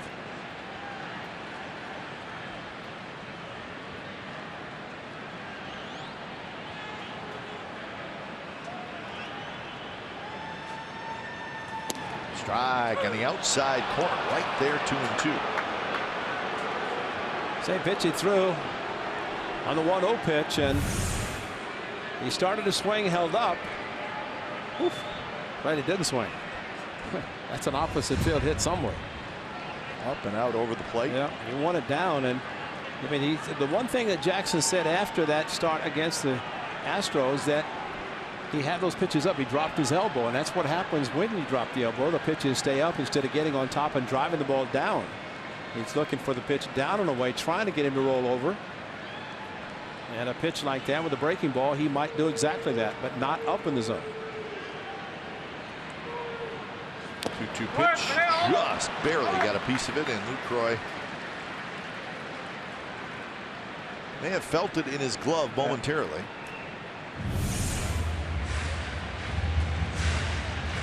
Yeah, sometimes you catch them in the tip. Ooh, that hurts, huh? Yeah, it does. You got him in the thumb or the fingers, and sometimes you can get the tip of the glove, or it looked like you got him in the thumb, which still extends, and it's the perimeter of the catcher's mitt. You'd like to catch in the pocket as much as possible, but if he catches it on the end, you got your 4 fingers plus a thumb, and it happened to get it right on the end. He's got his index finger on the outside of the glove.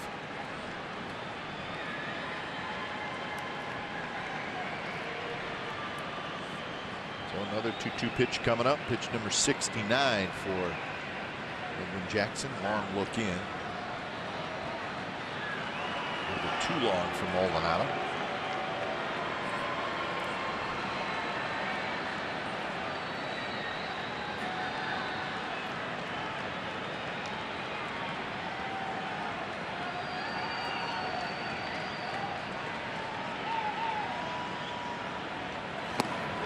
Strike 3 call. Maldonado knew it.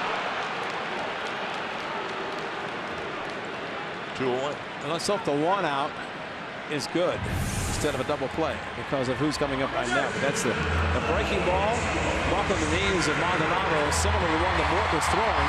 Started a little bit in, broke it towards the middle of the plate. See the buckle of the knees? You're done at that point.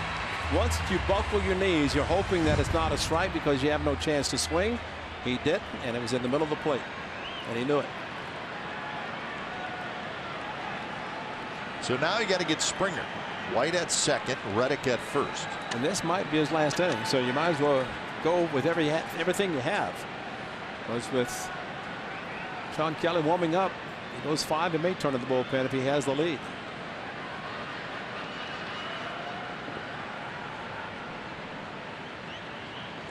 Springer takes down and in, 95 miles an hour. And this is where the old saying goes, third time through the batting order. Springer has struck out twice, both on 2 and 2 pitches. What did he learn in the 2 at-bats? And from Lucroy and Jackson's standpoint, what did they throw in those cases? And both times nobody on base. This time 2 on. Springer has struck out twice, both times swinging tonight. And he takes a strike on the outside corner. Doesn't necessarily agree with home plate umpire Jordan Baker. Pitcher strike. That's a cutter. And really across the plate. It looked like it caught the corner.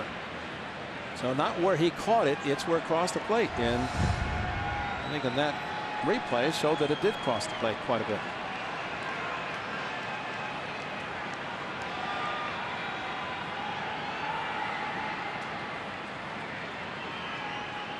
Springer checks his swing, and it's outside. Jackson went out there again.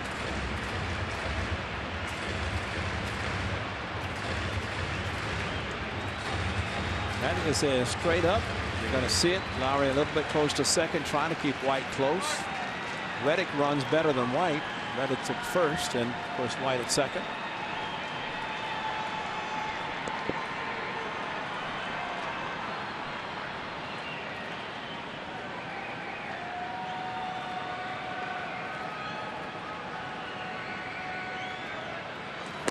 Takes away again. On deck is Bregman. So I think you could probably say this is a huge pitch. Yep. Well, huge at bat. A huge pitch though right now.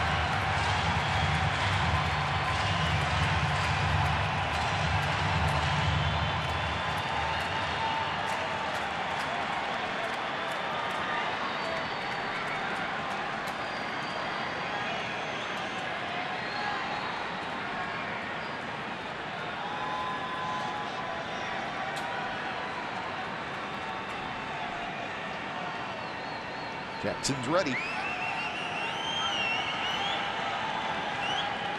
3-1 pitch is a strike. Breaking ball is his best pitch, especially the one that he starts towards the inside part of the plate.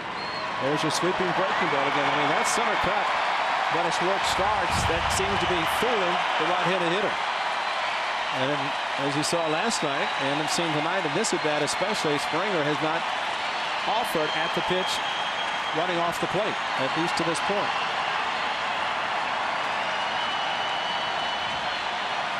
Throw it 3-1, you throw it 3-2. Indeed. Runners will take off. Here it is. He went fastball in on Springer. Yeah.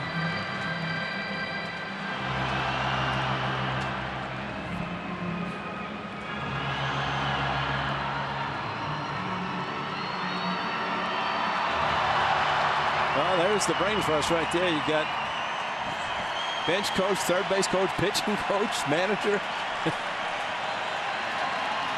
Maybe Al Pedrique is down at the end of the bench. So another 3-2. Crowd coming to life at Minute Maid Park. Runners go. And he missed inside, ball 4.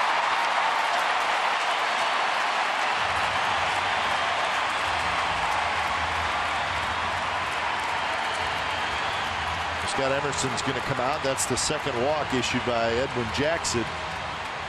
Bregman is the hitter. But he's going to get a chance to finish this inning, or at least Bregman.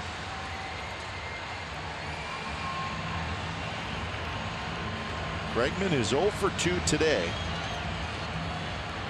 He's got 15 hits in his last 35 at bats. Another cut fastball, another solo home run. Pitch was up, gone, no doubter. Way back. You got 2 pitches, and again, Jackson knew that he made mistakes with the cutters. Maldonado, he struck him out in this inning with a good breaking ball, not the cutter, more of the slider. And maybe he's abandoned this slider or the cutter. And you know, the thing about pitching here in these situations, even though he had a 1-2-3 first, 1-2-3 third, walk in the fourth, these are stressful innings. I mean, even without putting runners on base, this is really stressful when you have the bases loaded and 2 outs in a 2-run game. And Bregman takes inside. Bregman is a .387 hitter with runners in scoring position. First pitch, while it may have been a mistake, but I think they're trying to avoid having him extend his arms. Bregman a ground out and a foul out so far in the ball game.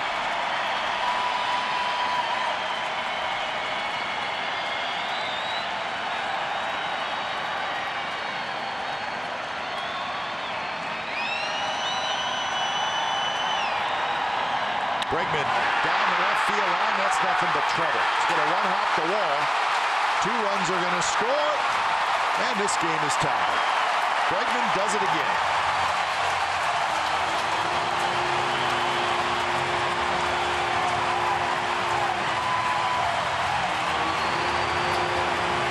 That's it for him. It's the last batter, and he's going to go to Sean Kelly. Hagen breaking ball. And look at this ball stays right in the middle, and that's the one that was taken by Maldonado, taken by Springer, but not by Bregman. Stayed up, quick bat, and doubled off the wall. Fortunately, Martini played it in well enough that Springer had to stop at third. So double number 42 for Bregman. It drives home a pair, and we got ourselves a brand new ball game. So Edwin Jackson is done for the night. To the bullpen for the Athletics. When it's time for change, think Speedy Oil Change and Auto Service, your trusted oil change, tune-up, and repair experts.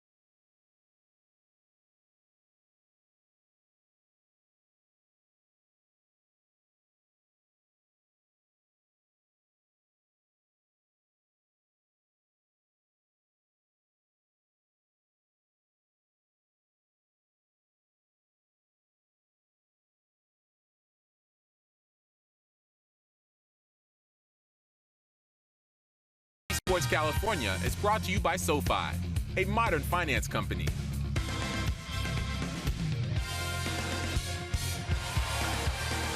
So the Astros have tied it here in the bottom of the 5th inning. They've knocked Edwin Jackson out of the game. 78 pitches for Jackson.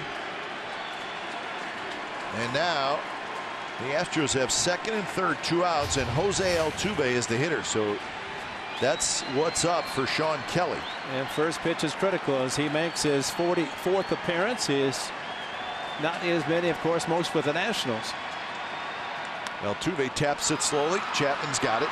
Chapman throws just in time. Side retired. 2 runs on 3 hits for the Astros. 6th inning coming up. It's all tied at 3.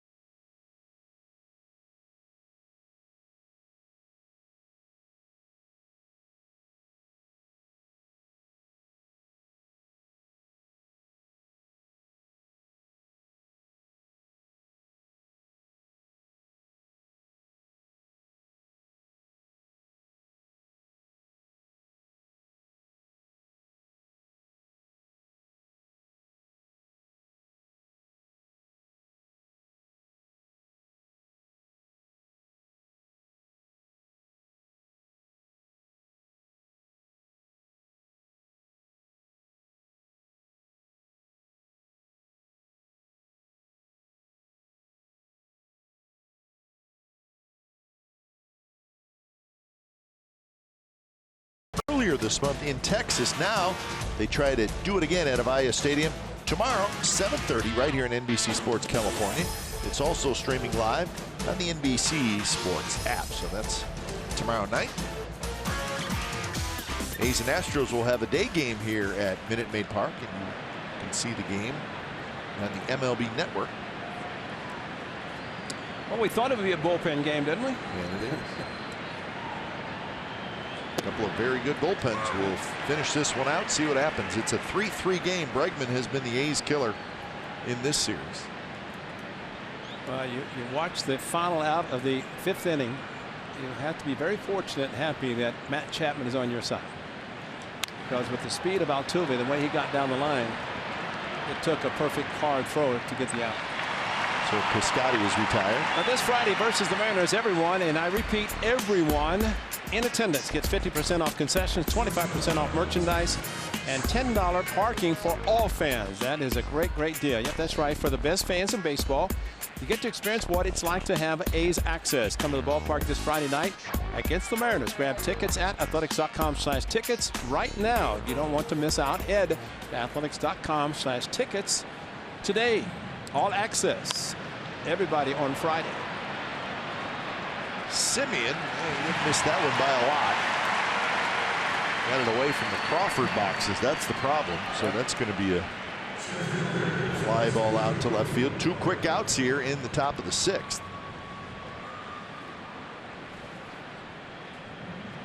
Well, that makes Friday night kind of a fun night then.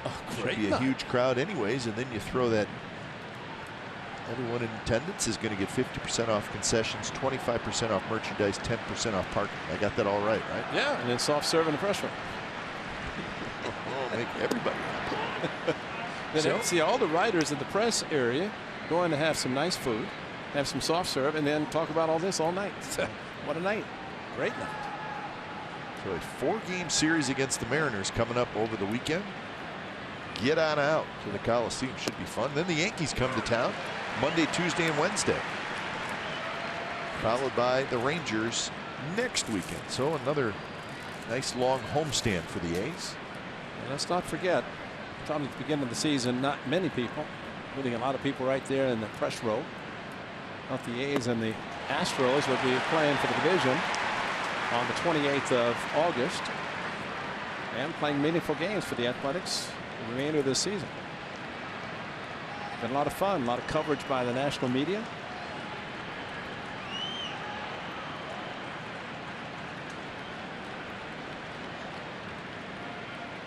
One and two to Ramon Laureano. Now 2-2. Laureano has had a couple of infield hits. He's 2 for 2 with a stolen base.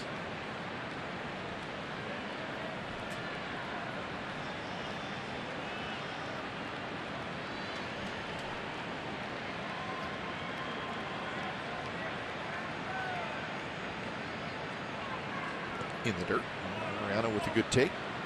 He's worked the count full against Will Harris. Harris got the final out of the 5th inning when he struck out Matt Olson.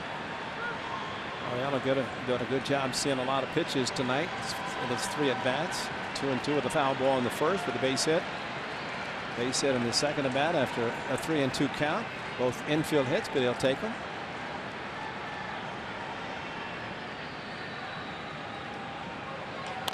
Tapped right back to the mound. Harris steps and throws, side retired. So Will Harris retires all 4 hitters he has faced in this game, and we're headed to the bottom of the 6th.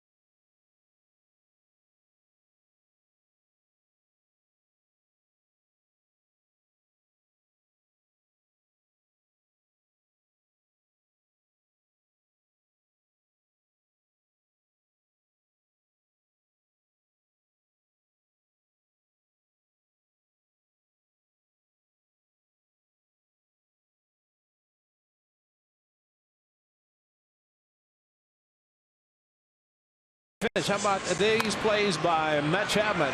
Speed of Altuve, cuts in front of Simeon, bullet to first base, gets Altuve. How about this play? This is one you'd wish would have been a double play because that was in the 5th inning. Seemed like it lasted forever, but he robbed Gurriel. And then he also got the final out of the 5th inning with a slow hit ball by Altuve with Kelly pitching, and he stays on the mound. So Matt Chapman doing his normally great defense and just needs to find a way, maybe put one of the Crawford boxes tonight, really cap a very good night for him. First pitch to Carlos Correa, a little bit outside, bottom of the 6th, tied at 3. Correa, Gonzalez, and White.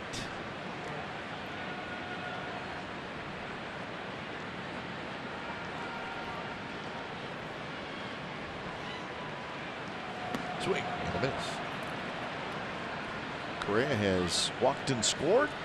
He has singled and scored, excuse me. That was in the 2nd inning, and then he walked in the 4th.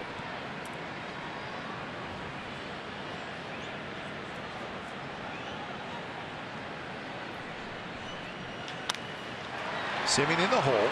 He's got it on the backhand. His throw. Olson digs it out. Scoop. Scoop. Fans come out at the Coliseum this Labor Day to watch two of the better teams in the American League square off as the A's and the Yankees open up a 3-game set. See Matt Chapman, Chris Davis take on the Bronx Bombers. Grab your tickets to this key series right now starting September the 3rd. You can go to athletics.com/pinstripes. That's athletics.com/pinstripes. And starts on Labor Day. Beautiful day game at 1:05, and then Tuesday and Wednesday night. Talk a little bit later, I'm sure, about the Hall of Fame class. But that's Wednesday, so good series, great series. Following the Mariners 4 games, and then the Yankees for 3, and then the Rangers to close out a long homestand. By the way, that's a good play by Marcus Simeon. Yep. And a good scoop at first. The scooper. See, you don't scoop soft serve. You just let it flow, don't you? Yeah, that's true. He would not have a job doing that.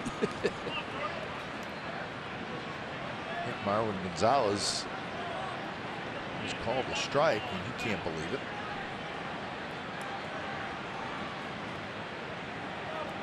So the count is 0-2. They said he went on the bunt attempt.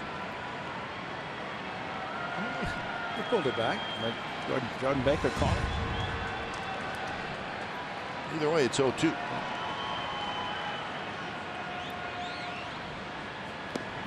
And he got him swinging. Marwin Gonzalez will not be terribly happy with that at bat. 2 outs here in the bottom of the 6th.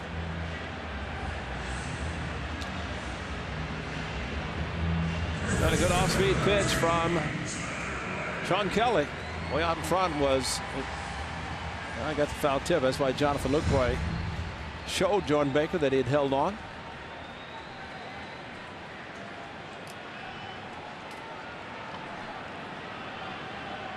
So that'll bring up Tyler White, who has an RBI ground out and a single and a run scored. That was in the 5th. He continues his good series. 2 for 4 last night. 3-run homer. 4 RBIs total. So he's knocked in 5 in the first 2 games of this series. Well, he does wear contacts. So evidently the contact flipped. That's Presley Lieber that we saw last night. It's his contact flip last night, but it didn't help with the batting glove and the pine tar to try to get it back. Took a little extra time. And then a 3-run home run.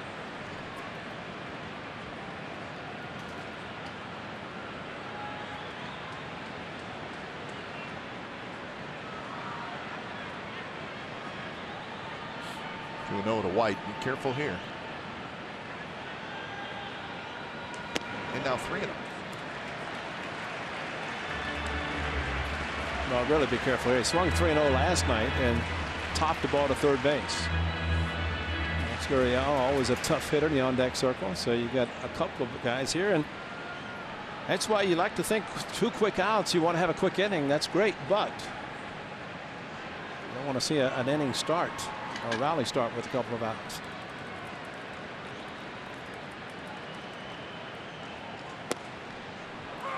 Trying to slide breaking ball. Yeah, he knew it. It's a good pitch. So a little respect for Tyler White.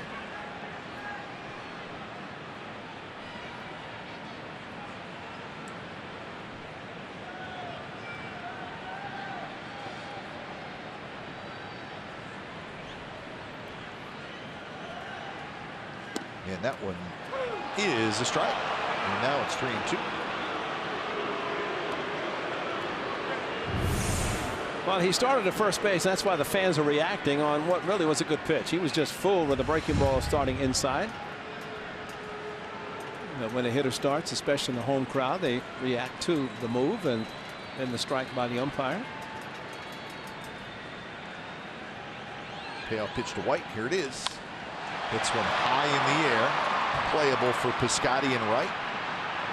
Kelly has a 3-up, 3-down inning. 7th inning coming up. Lucroy, Martini, and Chapman for the A's.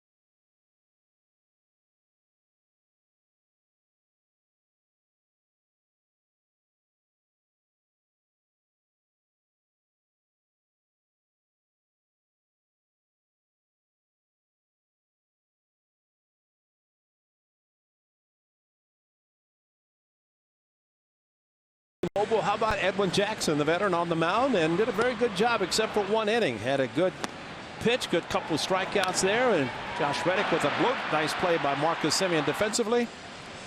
And basically just the one inning. Strikeout again by Springer. A couple of times he got him. They got Maldonado. That was a big one, but then the two-run double by Bregman. But good outing by Edwin Jackson when you have a strong bullpen. First to admit that 4 2/3 he left with the score tied at 3, and it was Sean Kelly coming in and getting a first pitch ground ball to Altuve. So a nice outing by Edwin Jackson. So when it's time for change, think Speedy Oil Change and Auto Service, your trusted oil change, tune-up, and repair experts. Ryan Pressly comes in. He's done a nice job since coming to the Houston Astros. Well, he throws hard. He's got a good slider, and it's the 4th time he's seen the A's. Twice at the Coliseum last night, and now tonight. First pitch to Lucroy is popped up. Bregman coming in near the mound. Bregman with a step onto the mound dirt, and he makes the catch. So that is out number 1 here in the top of the 7th inning. Pressly with the Astros has allowed just 2 earned runs in 12 innings. And he's really having a nice year.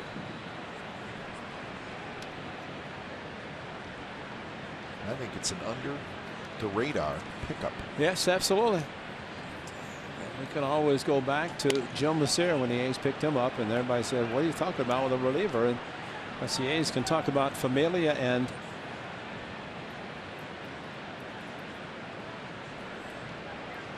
getting relievers to help them shorten the game, already with Trinan and Trevino, Fernando Rodney, Familia, a couple of closers added to the ball club. There's Fernando Rodney as we speak, starting to get loose.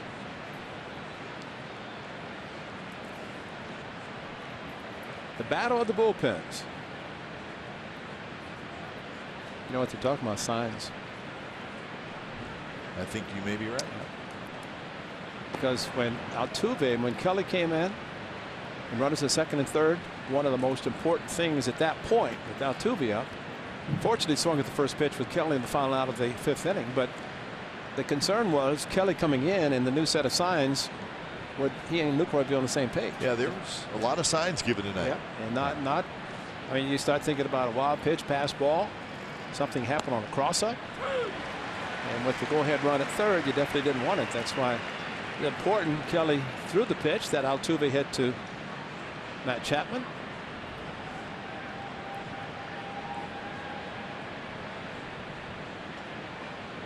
So 2-2 to Nick Martini, who is 0 for 3. Rolls that one foul. I think it's not a game of matchups, Skype. You look at Will Harris, goes an inning and 3rd, throws 12 pitches. 4 outs. Yep. Gone. Turn it over to Pressly. He must be the 7th inning guy. You got Rondon. You got Osuna. The A's have a whole bunch as well, so it should be interesting who flinches.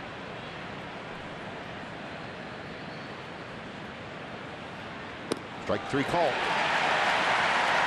Martini do it. So a little bit of a tough series for Nick Martini. He is now 0 for 8. It's a big breaking ball, big sweeping breaking ball. And he knew it. And when you see guys starting to walk, even before the umpire makes the call, then the hitter, you know it's the call. So 2 outs, and here's Chapman.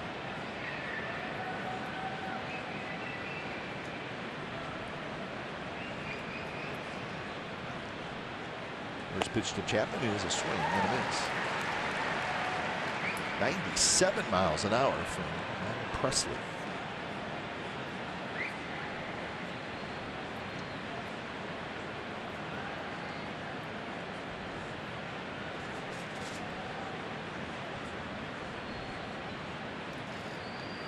Good breaking ball right on the outside corner. Pitcher strike. And it's 0-2. Well, a high fastball, and then he snaps one off right on the corner.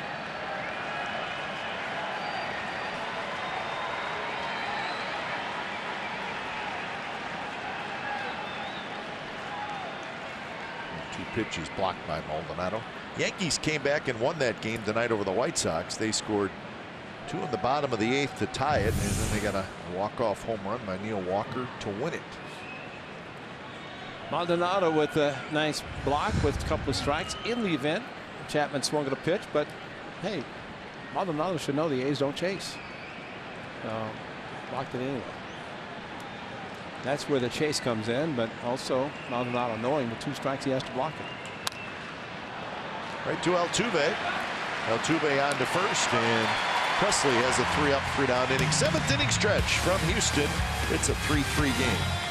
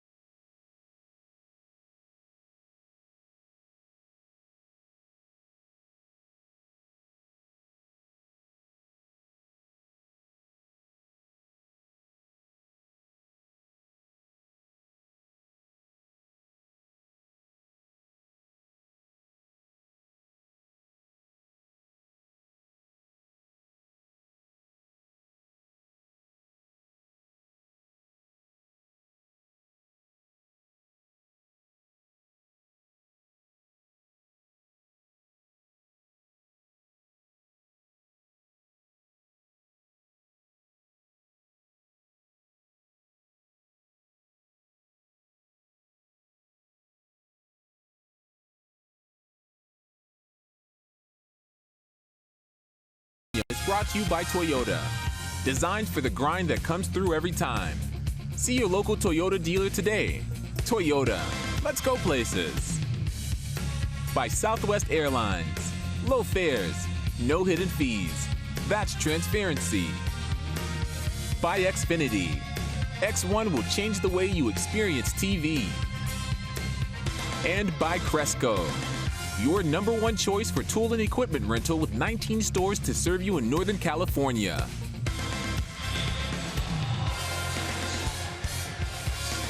Another tight ball game. It's 3-3, the A's and the Astros, bottom of the 7th inning. And when it's time for change, think Speedy Oil Change and Auto Service. It's your trusted oil change, tune-up, and repair expert. So Fernando Rodney comes in. Fernando Rodney making his 9th appearance for the Athletics. And he is not allowed to run. He's pitched 8 innings, giving up 4 hits with 7 strikeouts, nothing else. So he's done a great job. And he's going to have to keep it up against this very good Astros team tonight. Bottom of the 7th, he'll face the bottom 3 in the order: Gurriel, Reddick, and Maldonado.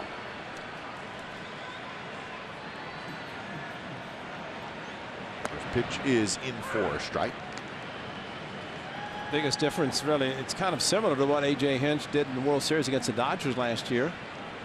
But he used a lot of starters coming out of the bullpen and throwing multiple innings. Of course, now in the regular season, he's got a very good bullpen. And using them, and not afraid to use them, starting in the 5th inning. Looks like somebody's up for the 8th inning, too, after a Presley 1-2-3 inning.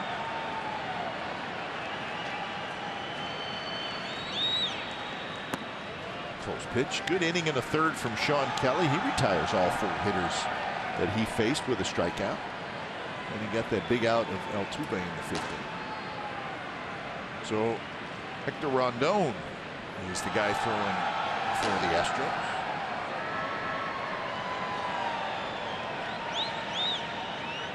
Foul straight back. Rondon is the closer. And now with Osuna doing most of the closing, or at least according to A.J. Hinch, he would be the one called on.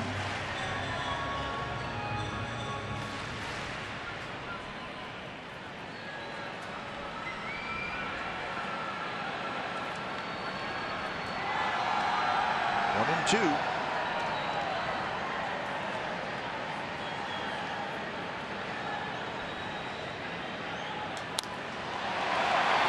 Left center playable for Laureano. And he's got it. And that is out number 1 here in the bottom of the 7th inning. And here's Reddick. Did not have that crisp sound off the bat, like it broke his bat.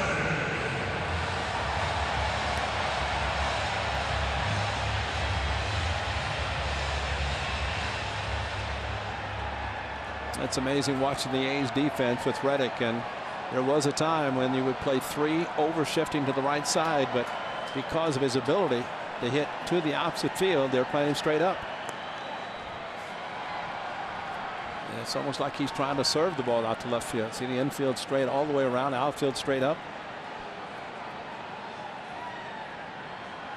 And that's kind of where it changed in a sense with the overshifts to where you have guys who start hitting against the shift and it straightens everybody up again. Tonight, Reddick's hit a couple of balls to left center. He does not hit them very hard. One was a little pop-up that Simeon got back on. The other one was a base hit, and he would later score in that 5th inning. A good swing there. He was not trying to hit it to left field that time. No, he was either trying to hit it to Crawford boxes or pull it. And we had 32 in his first year with the A's. Gold Glove right fielder.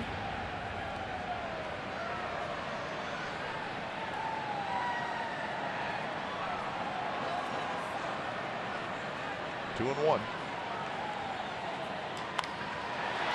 Left center. That's hit pretty well, but room out there.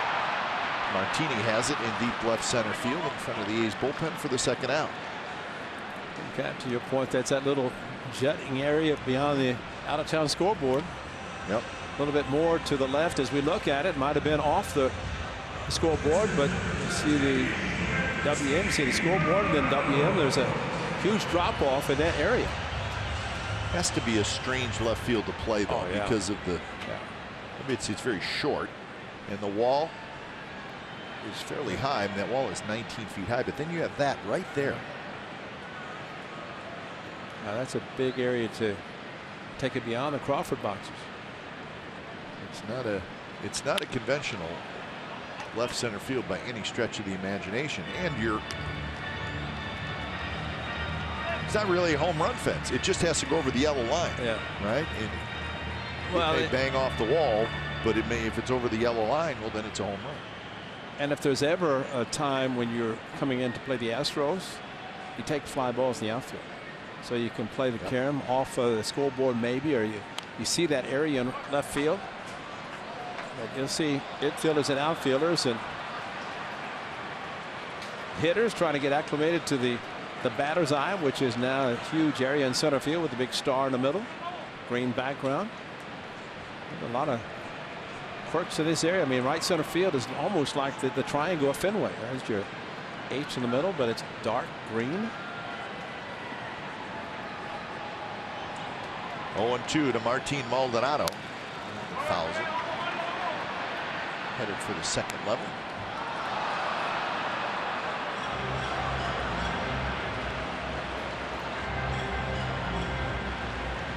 Maldonado came over in a trade from the Angels on the 26th of July to kind of shore up the defense behind the plate for Houston. And he got him swinging. So good inning for Fernando Rodney as he goes 3 up, 3 down, and time to move to the 8th. 3-3 game.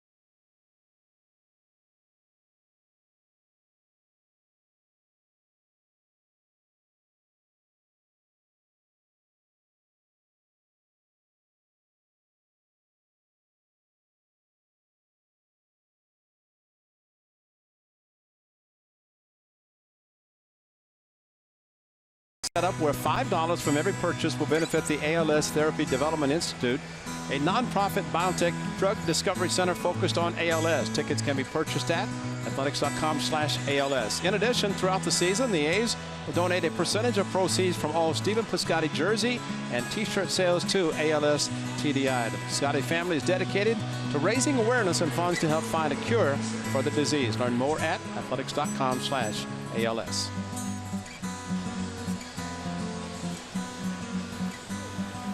Top of the 8th inning, A's 3, Astros 3. If the A's can get something going against the newest reliever, it's Hector Rondon,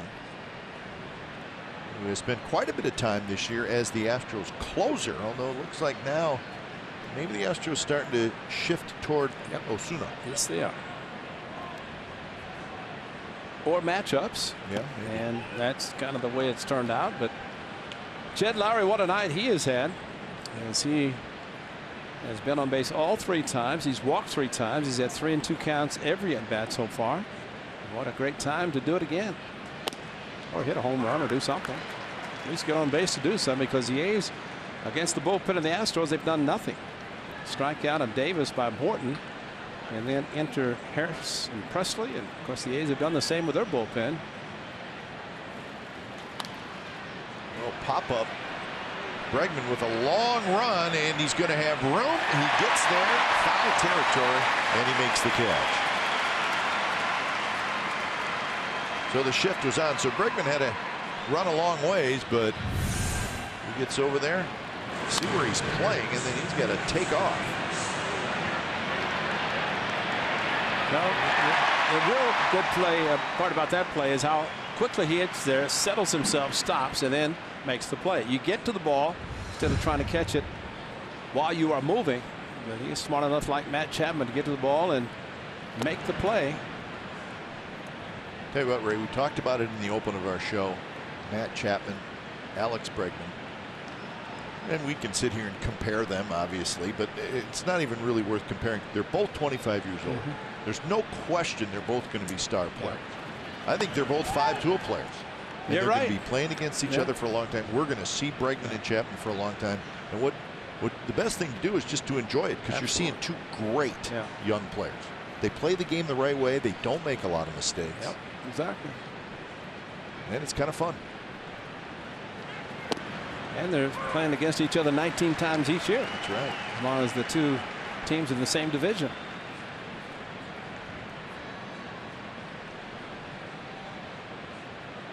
Lots of young stars in the big leagues. Fun to watch.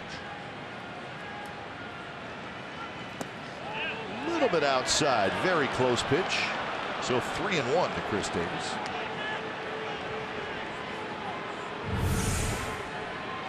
Well, the breaking ball, thought it was a strike, but not called by Jordan Baker.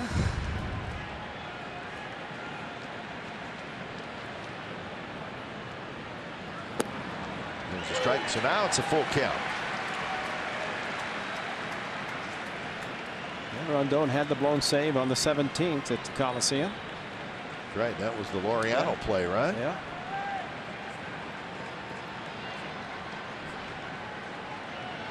Olsen to follow. Payoff pitch, here it is. Got him. Chris Davis strikes out for the 2nd time. 2 away here in the 8th inning. Challenger with the fastball, and Chris Davis just no contact. 10 consecutive A's hitters have been retired, and in fact the last hit for the A's was Laureano's infield hit in the 4th inning. They've had 1 base runner since then. That was Lowry's walk, so they just have not been able to get anything going really since the 5th inning. And last night the A's got 3 hits, had a double and a couple of singles the last 6 innings of that game, after scoring 4 runs with 2 2-run home runs.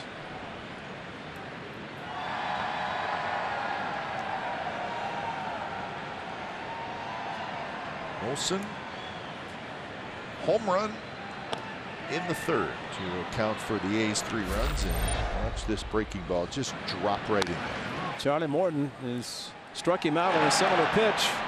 But then this time, at that particular time, it was Matt Olson winning the battle.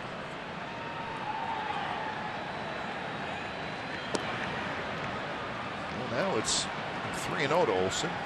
I'd give him the green light. Yeah, I would too. And it's like they don't want him to try to pull the ball, yet the defense is shading him straight up in the outfield, but over shift to the right side to pull on the ground. That, of course, hit it over the shift with a home run. Yeah, that one not close, and it is a 2-out walk.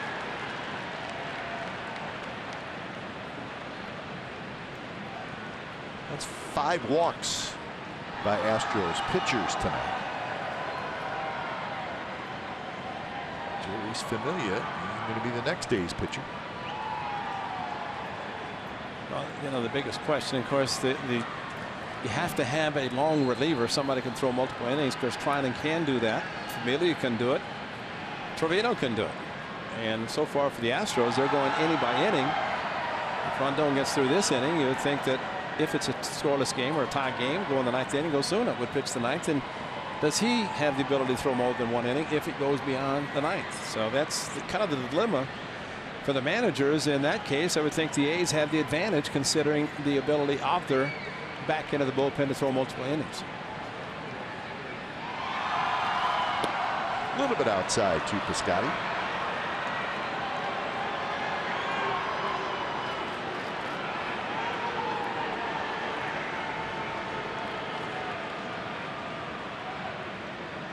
Outfield looks like maybe playing a little deeper than normal.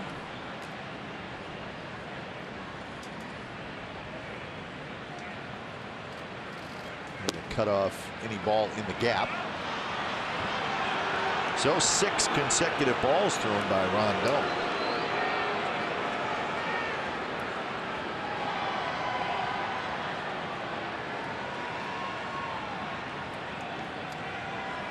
After 6, maybe make a mistake. Scotty hit a big home run against Colin McHugh in the month of July. Sky to left, headed up toward the towers into the corner, and Gonzalez.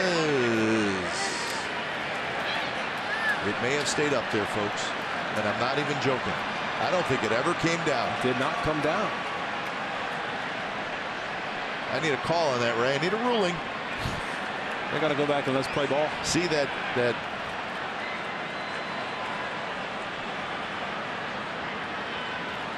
umpires, the home plate umpire is talking to Bob Melvin. He's probably saying it's in foul territory. What's the call? Where's the ball? Yeah, the problem is you got to find out which. Yeah, where did it? What was it? Metal bracing, or whatever you want to call it, it hit. And maybe Bob's saying if it's deep enough, it's over the foul pole and it's in that first area, is it a home run? You know, they had the ground rules, and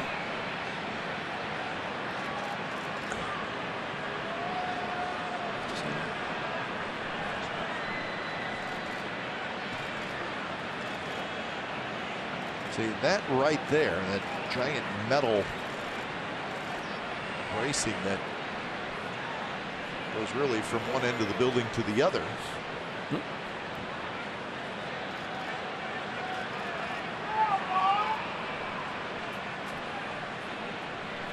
We're going to go to the headsets, and it's an umpire's rule or a challenge. I mean, I thought as the ball went up, I was like, wow, that's one of the highest ones we've ever seen. But we've never seen a ball hit stuck the metal. Right. And I wonder what the challenge or what Bob Melvin's considering, because if it's that one structure, I guess if it got stuck there, is it deep enough to be a home run if it didn't come down? A.J. Hinch talking to Jordan Baker. One thing the manager did say that every time there's a first game of the series, he goes over he takes the lineup card out for the ground rules. But he said it's usually the umpires giving the ground rules, not the home manager, or in this case it would be A.J. Hinch. Well, there's got to be something. We're looking for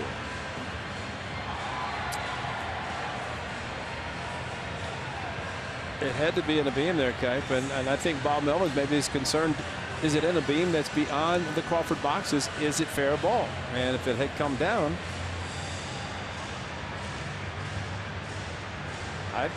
you know, we talk about they had the rings at Tropicana Field.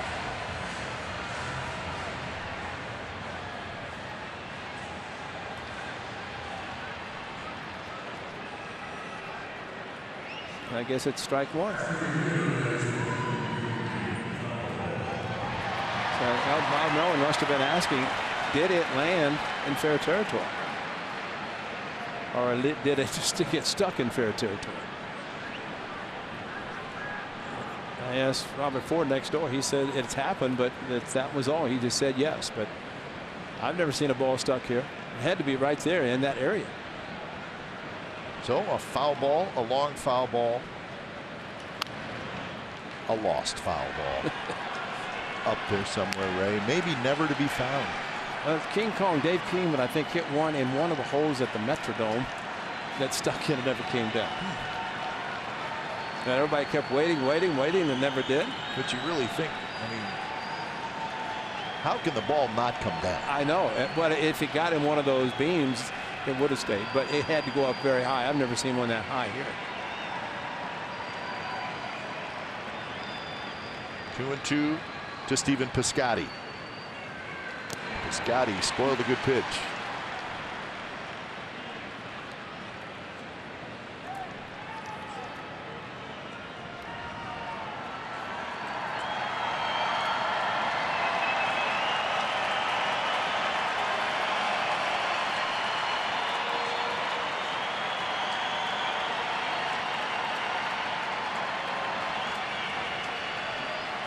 Wilson, the runner at first. 2-2 pitch.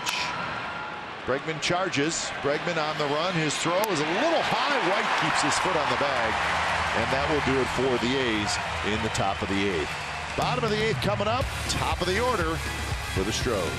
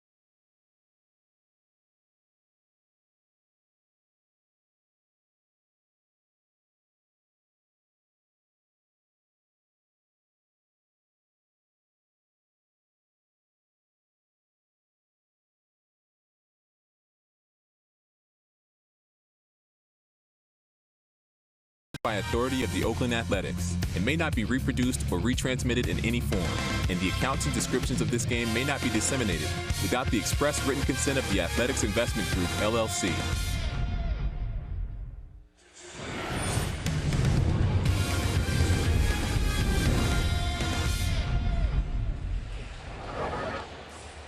All right, here's tonight's game summary brought to you by your local Toyota dealers. Good ball game. 3 runs, 3 hits, no errors for the A's. 3 runs, 4 hits, no errors for the Astros. Both starting pitchers, Jackson and Morton, knocked out in the 5th inning.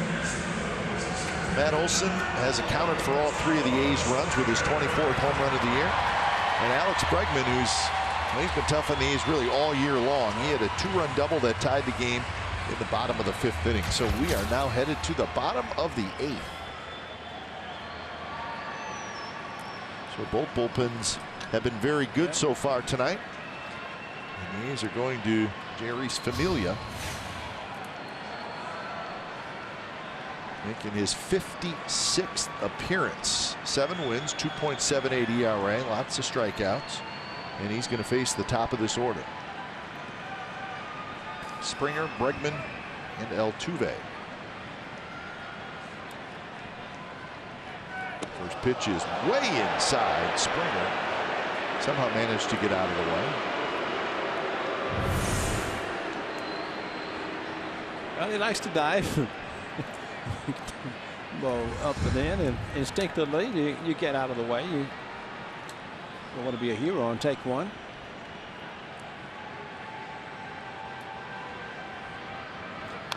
Roll foul. All right, here's what we got for you as far as that ball that was hit. A batted ball that strikes the roof, which that's what it did, over fair territory. The ball's in play if caught by a fielder. Batter's out. Runner advances at its own risk. So it's basically just simply in play. Batted ball that strikes the roof over foul territory is a dead ball. That's the call that the umpires made. That the ball hit the roof over foul territory. So if it's a dead ball, there's no pitch. It's still 2-0, right? Well, dead ball? There's no. It's got to be a strike. I mean, he hit it. Okay.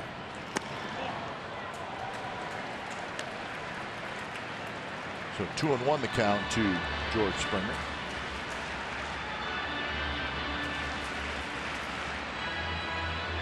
Springer is 0 for 2. 2 strikeouts. He walked in the 5th.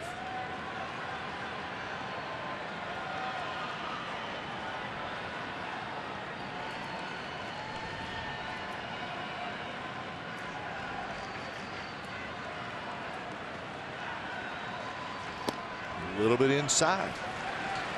Looks like familiar, Ray. Maybe his last 3 or 4 outings, his control hasn't been quite as sharp. First batter, especially, and of course, they had the one meltdown at the Coliseum where they walked 3 consecutive batters. But I'd think Mr. Springer is going to be swinging hard here. Used to 3-1. He's going to look fastball and not get cheated.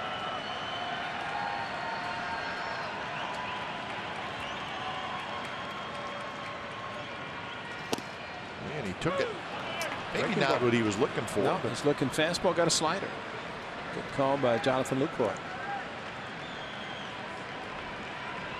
So full count.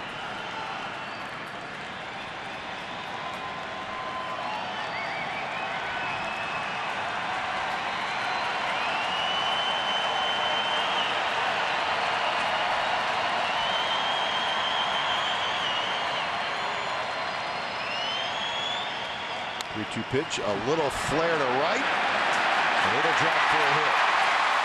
So Springer, a blue base hit to open up the bottom of the 8th inning.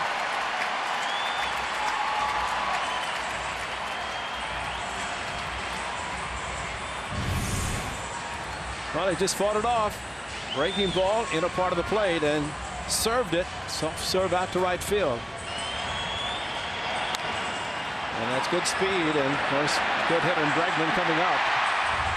And last night, Piscotty made an outstanding play, but that time he could not because it was hit too softly.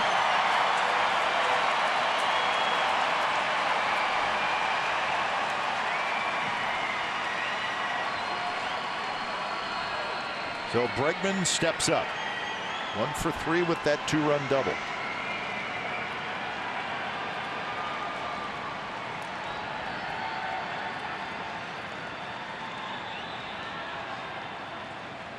And the first pitch just missed. Could have been a strike. Well, here's your breaking ball right in the middle of the plate. He didn't miss it. And again, you're looking at a hot hitter. 2 runs to score. White with a single, and Reddick also with the bloop single with an out. But Bregman is so quick, choking up the way he does, that allows him to wait. And that breaking ball that he got was after 0 for 2, but a big hit to tie the game at 2.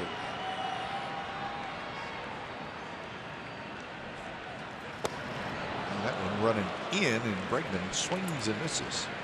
Springer, the runner at first, has 6 steals. He's been thrown out 4 times. Great location, fastball with a sinker down and in.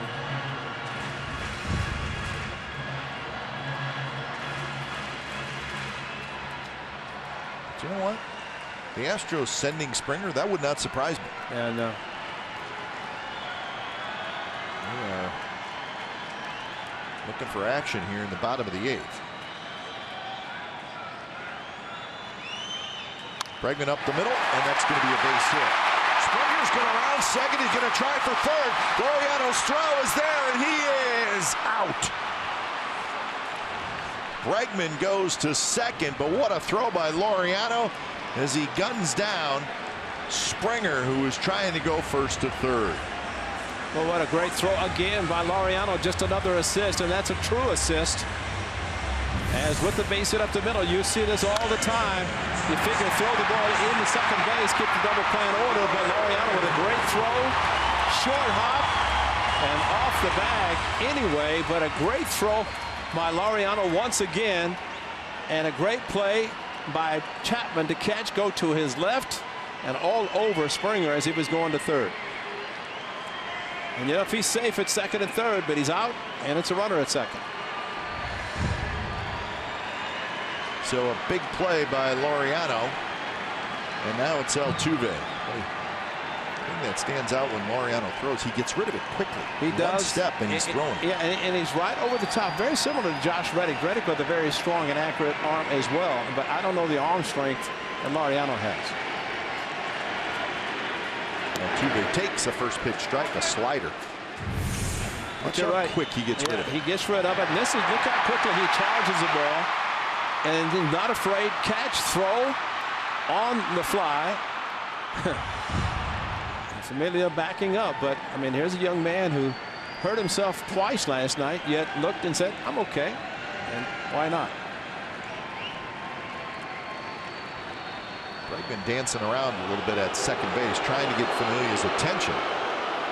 Got Lowry's attention. Lowry trying to keep him somewhat close.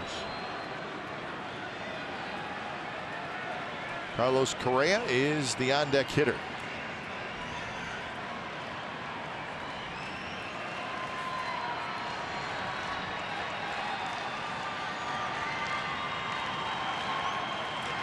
Tap slowly, and it's going to be a foul ball. And the count will be 0-2 to Jose Altuve, who's 0 for 3 tonight. He's grounded out twice to Chapman. And that right there is why Altuve gets a lot of infield hits, because he's off the plate, he swings, he tops the ball, and he's running full speed out of the batter's box. And that's why the play that Chapman made with Kelly and the go-ahead run at third was a great play, because he charged it and with a strong arm able to get him by a half step.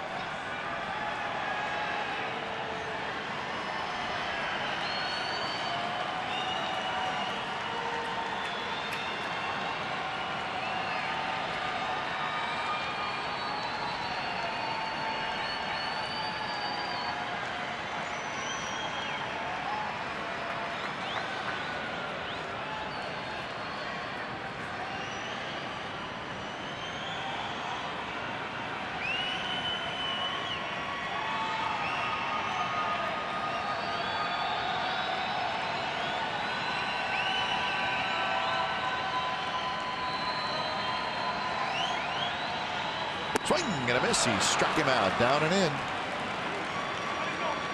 Well, Altuve is retired. 2 out. Oh, great location again, just like with Bregman on the one pitch that he missed, down and in. Good sinker. And Altuve always aggressive, just trying to make contact on a pitch that really is out of the strike zone. A great offering by Familia.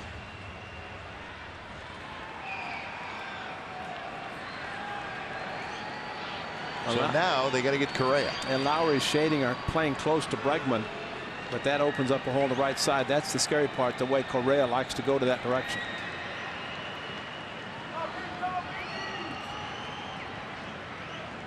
And that one runs way inside. And it seems like with the right-handers, he wants to throw the sinker down and in, which is a good pitch if you can accomplish it and get the movement. She is done. Says it all right there. Uses the whole field. And that's why Jed Lowry is trying to shadow Bregman, but then hurries back to his position after Familia comes in the set position. Again way inside. And that's where Familia's been missing when he's kind of lost the strike zone a little bit. It's the one thing, and Jonathan Lucroy knows first base is open, and you don't have to give in to this hitter at any point. Marvin Gonzalez, a hot hitter, is always in that on-deck circle, but you don't have to throw a cookie to this guy.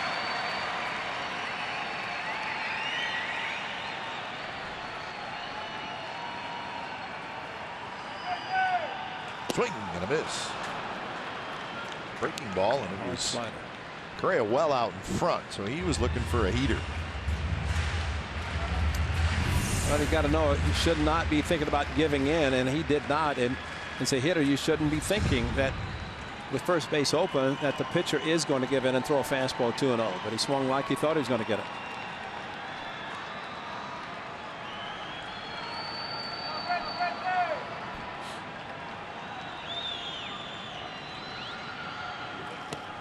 Again missed inside, so now the count 3-1. Marwin Gonzalez is the on-deck hitter. Now does he look for the slider 3-1? Fastball in, he got the slider 2-0.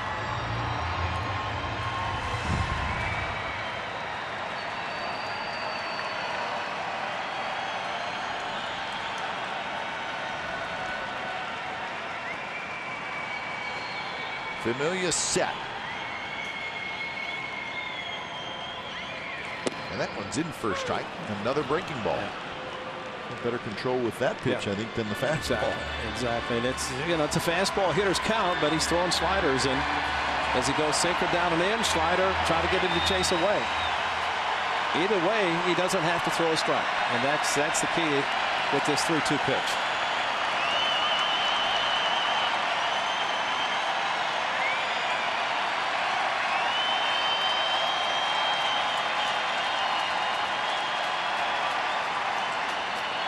Right down the middle. Strike 3 call. Well, Ramon Laureano does it again. So Familia gets out of the jam.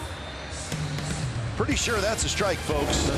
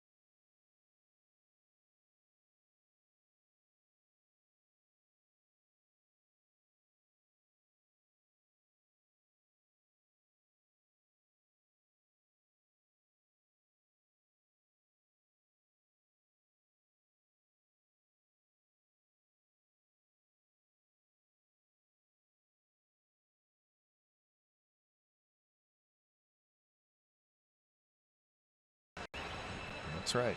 Top of the ninth. It's a 3-3 game. Familia worked his way out of the jam. And now the Astros go to their closer, Roberto Osuna. I think Carrera's looking for a slider. I mean, you talk about a fastball center cut. So Osuna, the closer in the ninth inning. So they've gone Harris, Presley, Rondon, Osuna.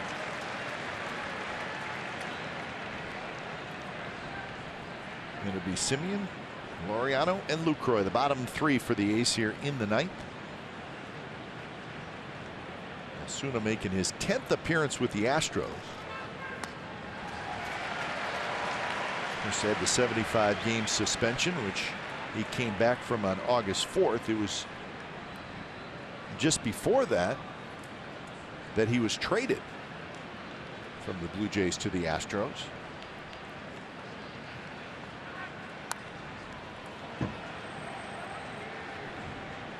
And a significant trade for the Astros for a number of reasons, but Osuna's not going anywhere. He's not a free agent until after 2020. So the Astros will have him next year and the year after.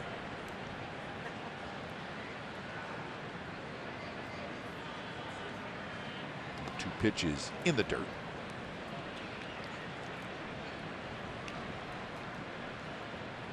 Well, it's been Will Harris an inning and a third, Ryan Presley an inning, Hector Rondon an inning. The A's have not had a hit since the 4th. They need a couple here in the 9th.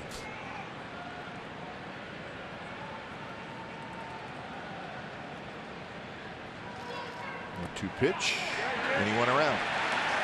They checked with first base umpire Mark Wegner, and he said, yes, Mark Simeon, you did go after it. So 1 out. Well, Ramon Laureano, and you look at Springer with a single, Bregman with a single up the middle, and it was Springer trying to go to third, Laureano charging, and here comes the throw to third base. Head first slide well off the bag, so whether or not he's tagging him there, but he's off the bag, and Chapman is all over him anyway. But Laureano with a tremendous throw against the team that drafted him, and a couple of hits tonight, infield hits. That throw right there was the big one. So might as well be a hero and do it all.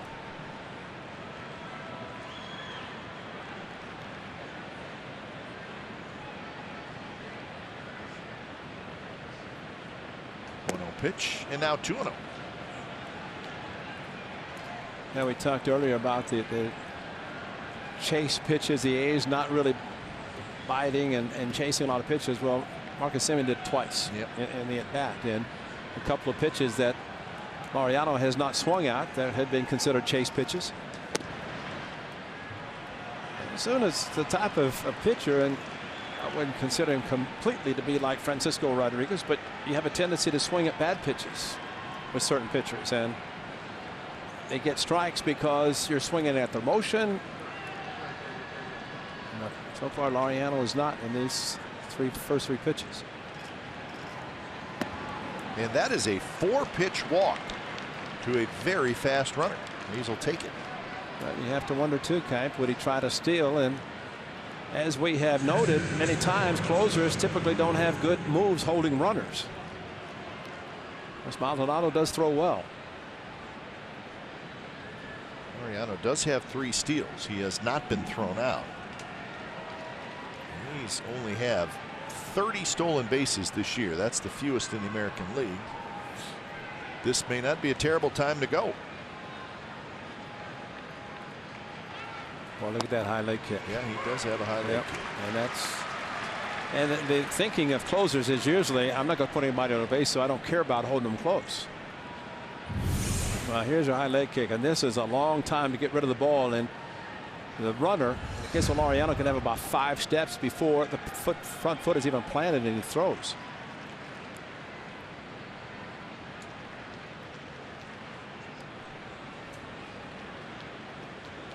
And we talk about stopwatches they've got in the dugout. Of course, they knew going in the times for Osuna.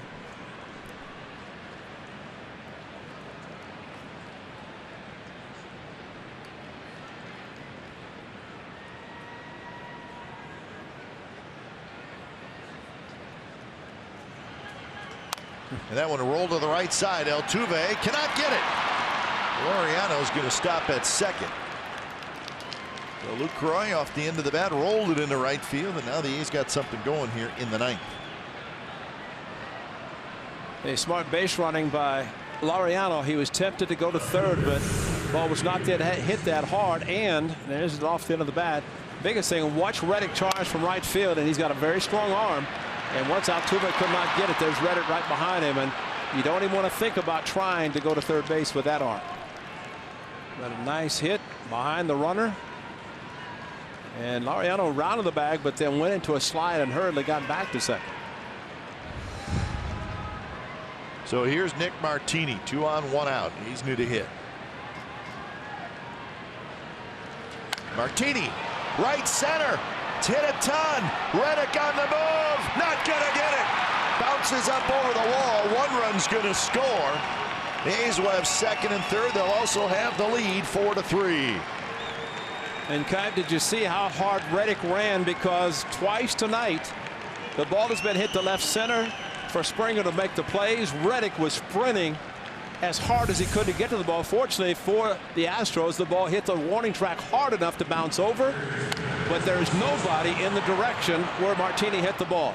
Look where Reddick is, look where Springer is, look where the ball is hit, and how hard and fast Reddick was going. Could not get to it.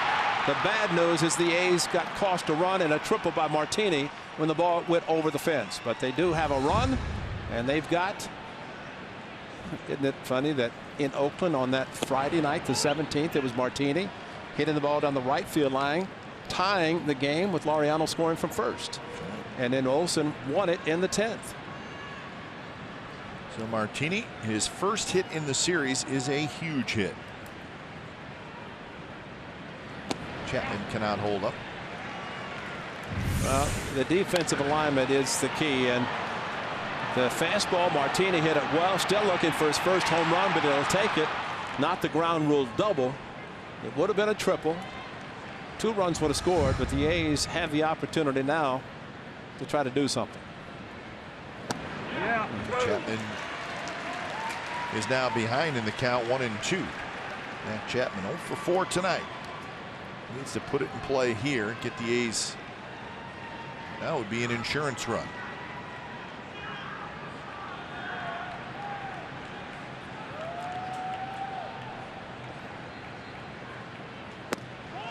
Just a little bit low.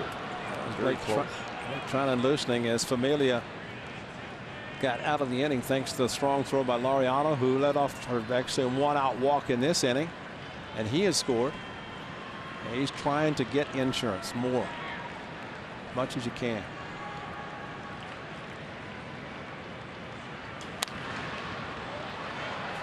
Well, the right field line headed into foul territory, and it'll be into the seats.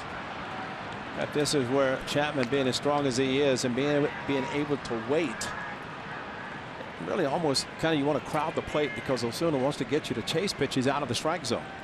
Laureano did not bite. And use the power that you have as a hitter, in this case for Chapman, to even shoot a breaking ball outside. If it's up, shoot it to right field.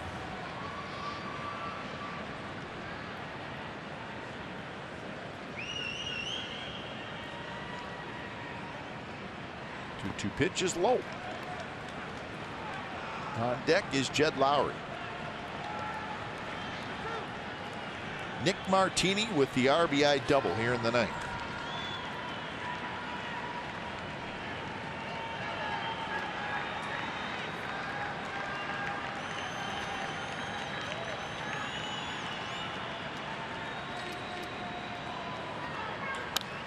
Drilled foul.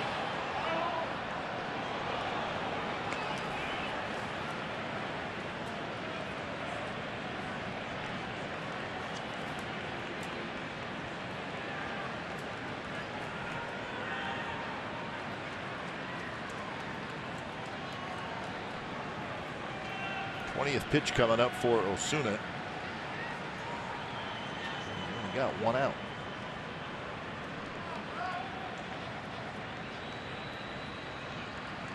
Fouled straight back, high fastball. And you've seen Chapman hit that high fastball.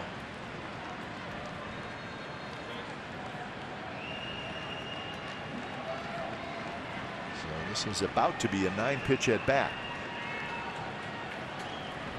Tony Sipp, maybe for Jed Lowry to turn him around. Who knows what A.J. Hinch would be thinking. This is a big at bat for Osuna, the Astros, and especially Matt Chapman.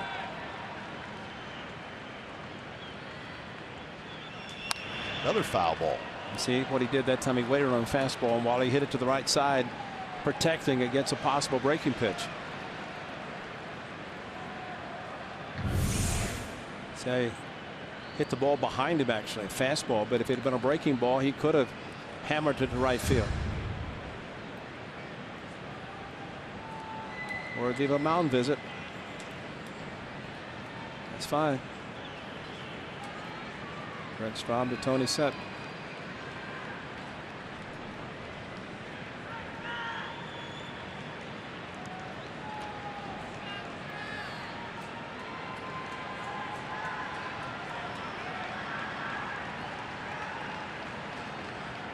Another 3-2 pitch. Strike 3 called on the inside corner. Front door breaking ball. Looking outside, it stayed in and looked like that's what they called. Might have come around the plate, got the call anyway, and buckled the knees. And Mariano Rivera, one of the best at throwing the front door cutter. Wow. See, I don't think, I just can't believe that's a strike, but it's called a strike. As the old saying is, too close to take. So 2 outs. Here's Lowry. Popped up. Bregman waiting. Bregman has it, and that will do it for the A's, but they get the monster hit from Nick Martini. A double that knocked in the go-ahead run. Bottom of the 9th coming up.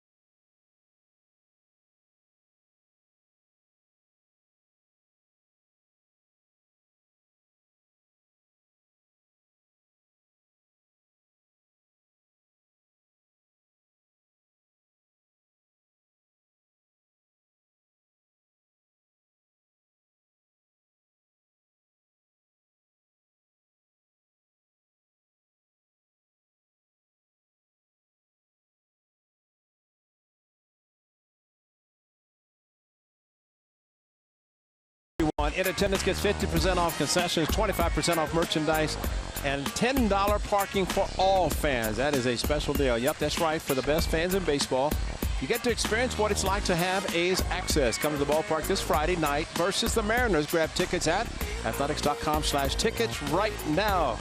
Don't want to miss out? Head to athletics.com/tickets today. So Nick Martini with the big hit, he's out of the game. Chad Pinder is going to take over left field. And we know who's on. It's Blake Trinan. He's looking for his 33rd save. He's got 32. He's blown 4. He's got 6 wins.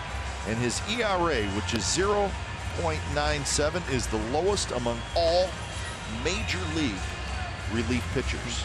0.97. So he will face Marwin Gonzalez, Tyler White, and Yuli Gurriel. And there's Pinder in left field. So Familia got out of that big jam in the 8th inning with quite a bit of help from Ramon Laureano. What do they say? The first hitter is the biggest one? Usually. Gonzalez is a good one. He's 0 for 3.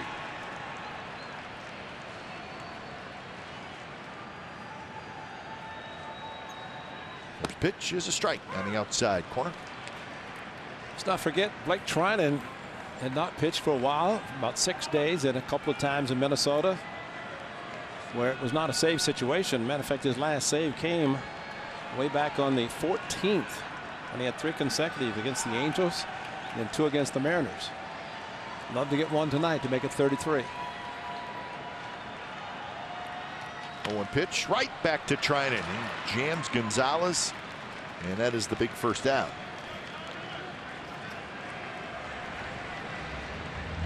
And that'll bring up Tyler White.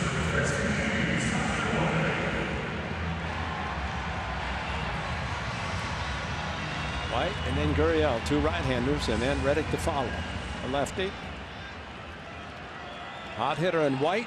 Gurriel always tough. Got the big first out.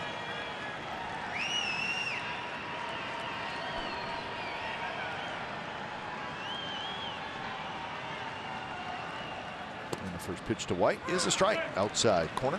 White's 1 for 3, single, RBI, and a run score. Was that an easy 98 or what? Yep, he does have that. It's unbelievable. Trinan 3rd in the league in saves. Diaz has 50. Kimbrel has 37. Trinan has 32.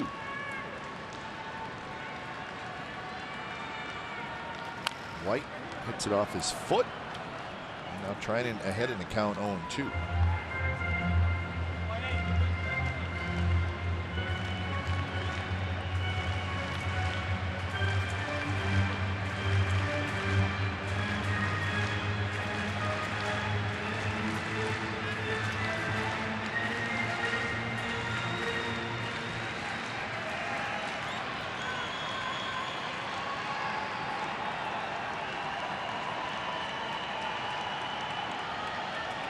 Oh-2 pitch. Here it is. Down and away. Throw that pitch close enough that White will offer at it. I mean, it's a hard slider that Trinan throws along with the good turbo sinker, but it's also a pitch that's a cutter that he said he's really picked up a lot from Lou Trevino. Trevino trying to learn Trinan's slider and Trinan the cutter from Trevino. Popped up right near the pitcher's mound. It's going to be Marcus Semien who grabs it 2 away. Jammed another one. Yep.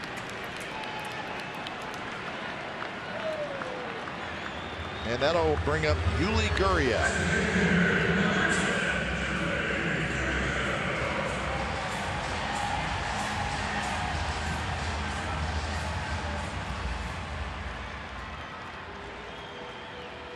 Gurriel is 0 for 3.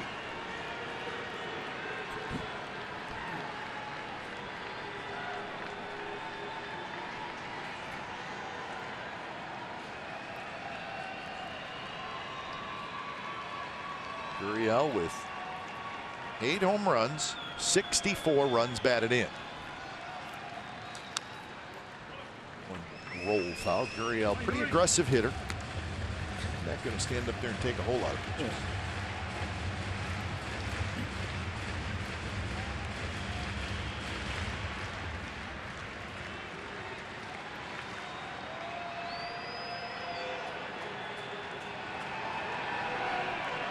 Defense straight away. Chapman hugging the line over at 3rd.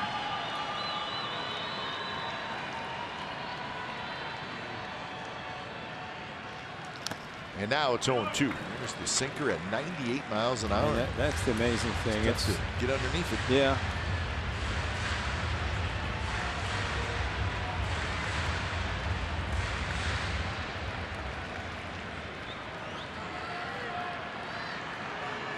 Couple of heroes.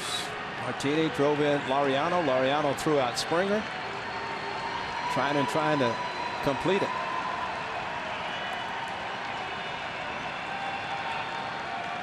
To pitch.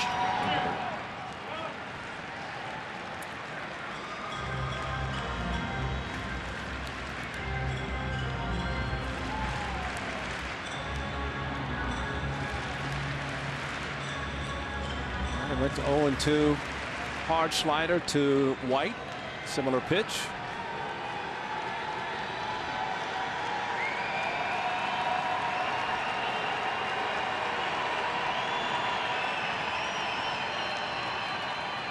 And he went around, and that's the ball game. Gurriel doesn't agree, but he strikes out, and a nice, easy ninth inning for Blake Treinen. And the A's with a terrific victory tonight here in Houston. And what do? Well, they close the gap to a game and a half now in the AL West. One more game to play in this series, and that'll be a day game tomorrow. So a terrific win for the Athletics. The bullpen was great. Treinen gets his 33rd save.